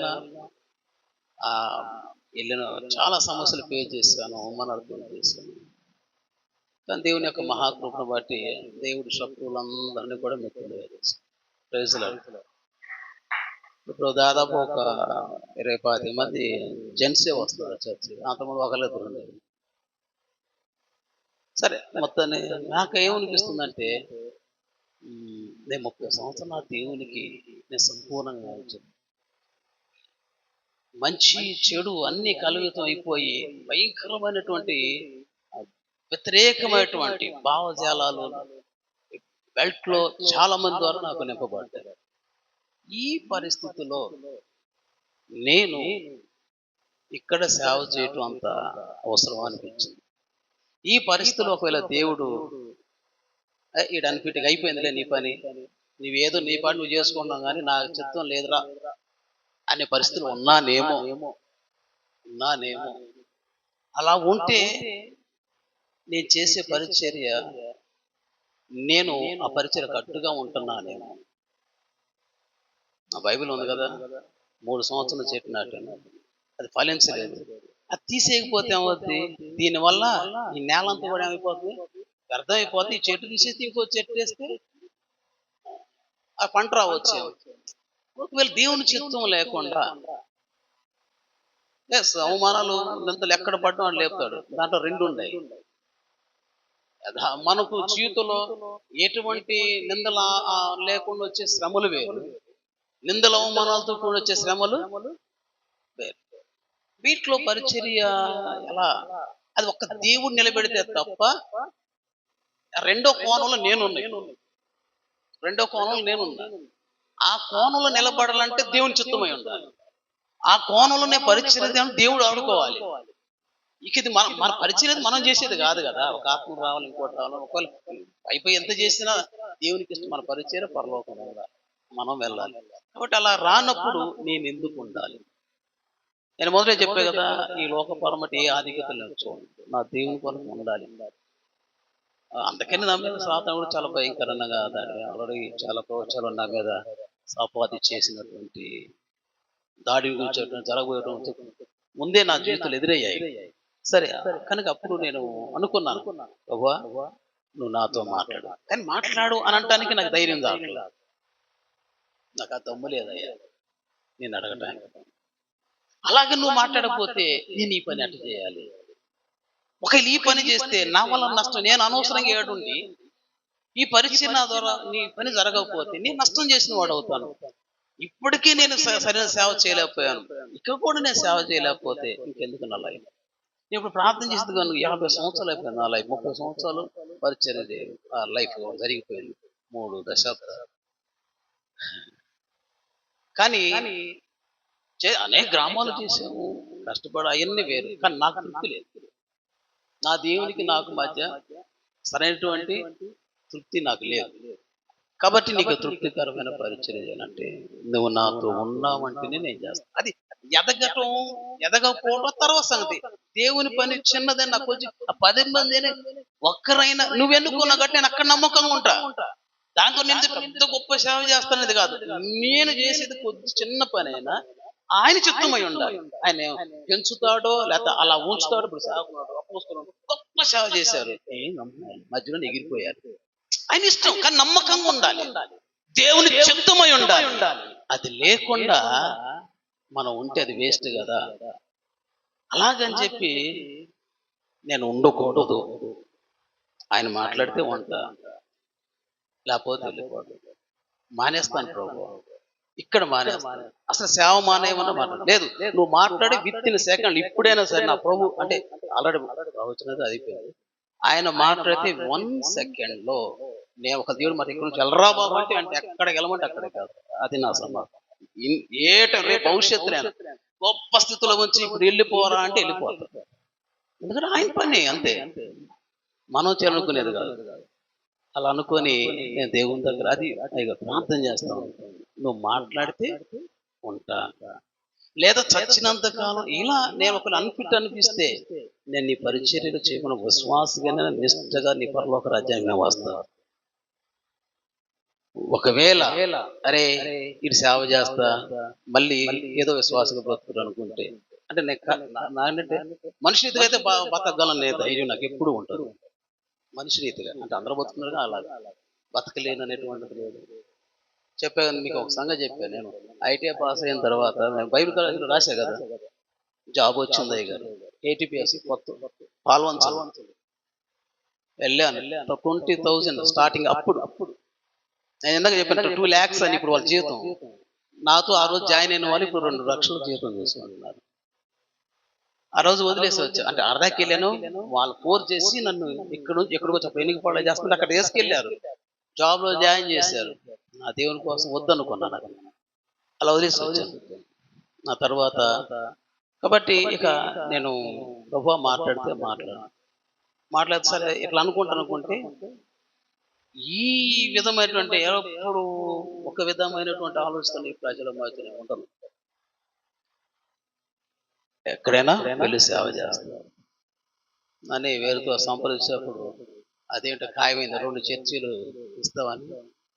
ఆ సంవత్సరం ట్రైనింగ్ లేకుండా కూడా నా గురించి పంపించారు చేర్చుకుంటామని. 3 రోజుల నుంచి వాళ్ళు ఫోన్ చేస్తున్నారు ఆ మీటింగ్ వల్ల ఇక్కడి నుంచి. నిన్న సాయంత్రం ఇంకా అప్పుడు వాళ్ళకి ఫోన్ చేసి నాకు అర్థమైంది ఇది అంటే దాని గురించి ఖాయమైందా కదా. నిన్న సాయంత్రం ఆ బాబురావుతో మాట్లాడు, యాంటీ కదా ఆయన అంటున్నాడు. నిన్న ఆయన ఉన్నప్పుడే ఫోన్ వచ్చింది, పాస్టర్ గారు మీరు మన దగ్గర సంస్థలకు వస్తున్నారు కదా, మేము ఓకే అనుకున్నాం, మీరు వచ్చి జస్ట్ అప్లికేషన్ సంతకం పెట్టి జాయిన్ అవ్వండి. ఆయన ముందు అన్నాడు. ఆయన లభోదీపం, పాస్టర్ గారు నువ్వు అసలు వెళ్ళదు, ఎవడ పంపిస్తాను అసలు నేను పంపించాను. ఆయన డెడ్ హ్యాండ్ ఎట్లా తొలగించాలని గత 2-3 నెలలుగా అంతకుముందు జరిగింది. ఇప్పుడు ఆయన అంటున్నాడు అంటే దేవుడు మాట్లాడి మన మీటింగ్ కూడా ఆయన చాలా ముందుగా నేను అడగలా. ఆయన వచ్చి నేను ఈ మీటింగ్ ముందు అసలు 20 మంది కూడా ఉంటారో ఉండరు అనుకోను. శుక్రవారం దాకా అందుకే నాకు కన్ఫర్మ్ చేయండి డేట్ ఎప్పుడు చెప్తున్నారు. నమ్మకం లేదు అంటే ఏదైనా మారవచ్చు, మారేడు మంచి ఫెయిల్ అవ్వచ్చు. అది మీది కాదు కదా, అక్కడి నుంచి కూడా రావాలి కదా. మీ వ్యక్తిగతమైనది కదా అనుకొని, ఈ వెహికల్ ఉంది కదా అని దేవుడు ఇచ్చింది. ఒక 10,000 ఒక చోట రావాలి. ఆ నైటే అతను 5,000 ఇచ్చాడు. సార్ 5,000 ఉన్నాయి కదా, నేను ఈ సేవలు కొన్ని లక్షలు ఖర్చు పెట్టు నాకు వచ్చిన సంపాదన. దేవుని బిడ్డలారా, ఆ రోజు అనుకున్న 5,000 హాస్టల్కి మీకు 2 పూటలు 3 పూటలు భోజనం సరిపోతే ఎవరిని అడగాల్సిన పని లేదనుకోండి అనుకుని దిగిన తర్వాత తెల్లారింది శనివారం. ఆ రోజు శుక్రవారం చర్చిలో ఎవరు పిల్లలు ఏమన్నారు చెప్పిన తర్వాత అంటే సంఘానికి కూడా తెలియదు. ఆదివారం పొద్దున్నే బయటకు వచ్చే మొహం కొడుకుంటాను, బాబు ఎదురుగా ఉన్నాడు. ఎప్పుడు కూడా హాస్టరా అనేవాడు. ఈ నెల రోజు వచ్చి అయ్యగారు అంటాడు. నాకేం అర్థం కావట్లే. వచ్చి అయ్యగారు ఏదో మీటింగ్ లో నేను వాట్సాప్ చూస్తాను అంటే అందరికి ఎవరు మాట్లాడగానే వాట్సాప్ పెట్టా. ఒక 40-50 పేరు నర్సింగ్ మొత్తం పెట్టేసి ఎవ్రీడే 4 గంటల వేసి అందరి కోసం ప్రార్థన చేస్తాను. ప్రతిరోజు పసిపిల్లలు 20 మంది 15 నుంచి 20 మంది పిల్లలు 4:30 నుంచి 7 గంటల దాకా చర్చిలో ఉంటారు. ఆయన వచ్చేసి ఆయన అన్నాడు, ఎట్లా చేస్తున్నావు పాస్టర్ గారు అన్నాడు. ఏం లేదా, పాస్టర్స్ వస్తారు ఇక్కడ జనాలు ఎవరు ఉంటారు కదా, వాళ్ళ వరకనే భోజనాలు చేసి అంతలో పోవడం జరిగిద్దాం అనుకుంటున్నాను. పాస్టర్ గారు ఆ సేవకులకి 3 పూటలు కదా, ఆ 3 అంతే 2 పూటలు వాళ్ళకి అయ్యేటువంటి భోజన ఖర్చు అంతా నేనే ఇస్తాను అన్నాడు. ఇంకెవరిని అడగబాకు, కానీ ఎవరికి చెప్పాకు, నువ్వు ఒక చెప్పాలని కూడా చెప్పుకో, కానీ నేను ఇస్తున్న సంగతి చెప్పొద్దు, కానీ నేను నీకు ఇస్తున్న మాట ఇస్తున్నా అన్నాడు. ఇదేదో భలే ఉంది విచిత్రం. అంతకుముందు ఇస్తున్నాను ఇవ్వలా, కానీ ఆయన మార్పు వచ్చింది, నేను నమ్మా. ఇక నాకు అక్కడ 5,000 అట్నే ఉన్నాయి కదా. ఇది ఎట్లా కాదురా, అయితే మీటింగ్ అంటే మనకి మ్యూజిక్ కావాలి కదా, ఆర్కెస్ట్రా కావాలని చెప్పి వెంటనే అప్పటికప్పటికే ఈ డబ్బులు ఊరకుంటే ఎందుకు, దీన్ని ఇట్నే సేవకు ఉపయోగదని చెప్పి ఆర్కెస్ట్రా ఫోన్ చేసి 2 పూటలకి సరే ఈ ఎట్ట అయిపోయింది. తెల్లారి ఆదివారం ఏం జరిగిందంటే, నర్సింగుల చరిత్రలు ఈ దాదాపు 27 సంవత్సరాలు అవుతుంది. ఒక మీటింగ్ చెప్తే 3 వారాల ముందు చెప్తే ఆ ఇచ్చే 200, 300 మొత్తం కూడా ఒక 5,000, 10,000, 15,000 ఏ మీటింగ్ అయినా అవి ఇవ్వటానికి మీటింగ్ అయిపోయిన దాకా తిరగాలి చుట్టూ. పాపం పాస్టర్ గారు కదప్పుడు మనం ఎక్కువ పట్టించుకొని రాసిన పేరు పట్టుకొని ఇంటి తిరిగమ్మో మీటింగ్ దగ్గర పోతాయమ్మా అనేది. ఆ విచిత్రం ఏంటో, ఆదివారం ప్రార్థనలో అంత ఆఫరింగ్ అని అయిపోయిన తర్వాత ప్రకటన టైంలో చెప్పారు, రేపే మీటింగ్, ఇట్లా సేవకులు ఒక 20 మంది వస్తారు. 20 కాబట్టి ఒక 30 మంది అంటే మండల కమిటీ వాళ్ళ వరకు పిలిచారు రమ్మని. వాళ్ళందరం మనం వస్తారని పిలిస్తే, అందుకని వ్యక్తిగతంగా పిలిచి మన కంటి వాళ్ళ వరకే పిలిచారు. అంటే ఒక 30 మంది ఇట్లా భోజనాలు ఉంటాయి అని అన్నారు. అప్పుడే టగటగ అందరూ చెప్పారు. వెంటనే 7,000 అట్నే వచ్చేసింది. 7,000 వచ్చింది. ఓహో, బయటకు వచ్చి మళ్ళీ వెంటనే వంటకు ఫోన్ చేసి జనం వస్తారని నమ్మకం లేదు, జరిగేయాలి ఏమని. కానీ ఆడ మనుషులు లేరు, తినే జనం లేరు, కానీ 2 పూటలకు వంటలో మాట్లాడా. నేనేమనుకుంటే నెహెమ్యా గారి మీద అనిల్ గారి మీద నమ్మకం పెట్టుకున్నా. ఆయన అన్నాడు, పగులు మీరు రాపోయిన మా యూత్ అందరూ పంపిస్తాను అన్నాడు ఆయన. ఓహో, వాళ్ళకి 20 మంది ఉన్నారు, అక్కడ ఒక 10 మంది 30. అనిల్ గారు కూడా వస్తారండి, అంత కొంతమంది. కాబట్టి నేను మీకు కూడా చెప్పి ఒక 30 మంది 40 మంది ఉంటారు. సాయంత్రం కూడా ఉంటే ఒక 50-60 మంది వస్తారు. అది కూడా గ్యారెంటీ లేదు. నేను ఆ వంటలు కూడా ఏం చెప్పాను, సత్యంగా చెప్పాను, అమ్మ పగులు ఒక 40 నుంచి 50 మంది అవుతాం, సాయంత్రం కూడా ఒక 60 మంది 70 మంది ఉంటారు అని చెప్పాను. కానీ డబ్బులు మాత్రం 2 పూటలు మాట్లాడేసాడు. ఇద్దరి మీద కూడా నమ్మకం పెట్టుకున్నా. దేవుని స్తోత్రం, హల్లెలూయా. మళ్ళీ సాయంత్రానికి 5,000 వచ్చినాయి. అంటే సాయంత్రానికి 12,000 వచ్చినాయి జేబులోకి. వెంటనే పిల్లోడికి 5,000 ఇచ్చి సరుకులు పంపించా. మొత్తానికి 2 పూటలు పెట్టాం కదా, జనం వస్తారు పెట్టాలి అనుకొని ముందుగానే 400 మందికి సరుకులు తెప్పించా. ఇది వాస్తవం. తెప్పించిన తర్వాత పాస్టర్ గారికి ఏం అర్థం కావట్లా. తెప్పించి తెల్లారైంది, కోటం స్టార్ట్ అయింది. ఆడ చూస్తే 1 గంట లోపు ఎవరు లేరు, 7-8 మంది కూడా లేరు. జరుగుతానే ఉంది. కోటం లోపల 200 మంది, 220 అస్త్రాకులు అయిపోయింది మొత్తం. చికెనే ఆయన ఒక 3,000 ఇచ్చాడు, 2 పూటలకు వరకు సరుకులు ఇచ్చాడు. ఇక మిగతాదంతా దేవుడు ఇచ్చింది. నా కడ నాకు 5 మొత్తానికి అలా అంటే దేవుడు ఆ కార్యం జరిగించాడు. తిరిగి తిరిగి ఎందుకు జరిగించాడు అని చూస్తే నేను పోటను ముహూర్తం పెట్టుకున్నాను. కాదురా అబ్బాయి నువ్వు ఎక్కడే ఉండాలని చెప్పి దేవుడు ఇటు మళ్ళిపోయాడు.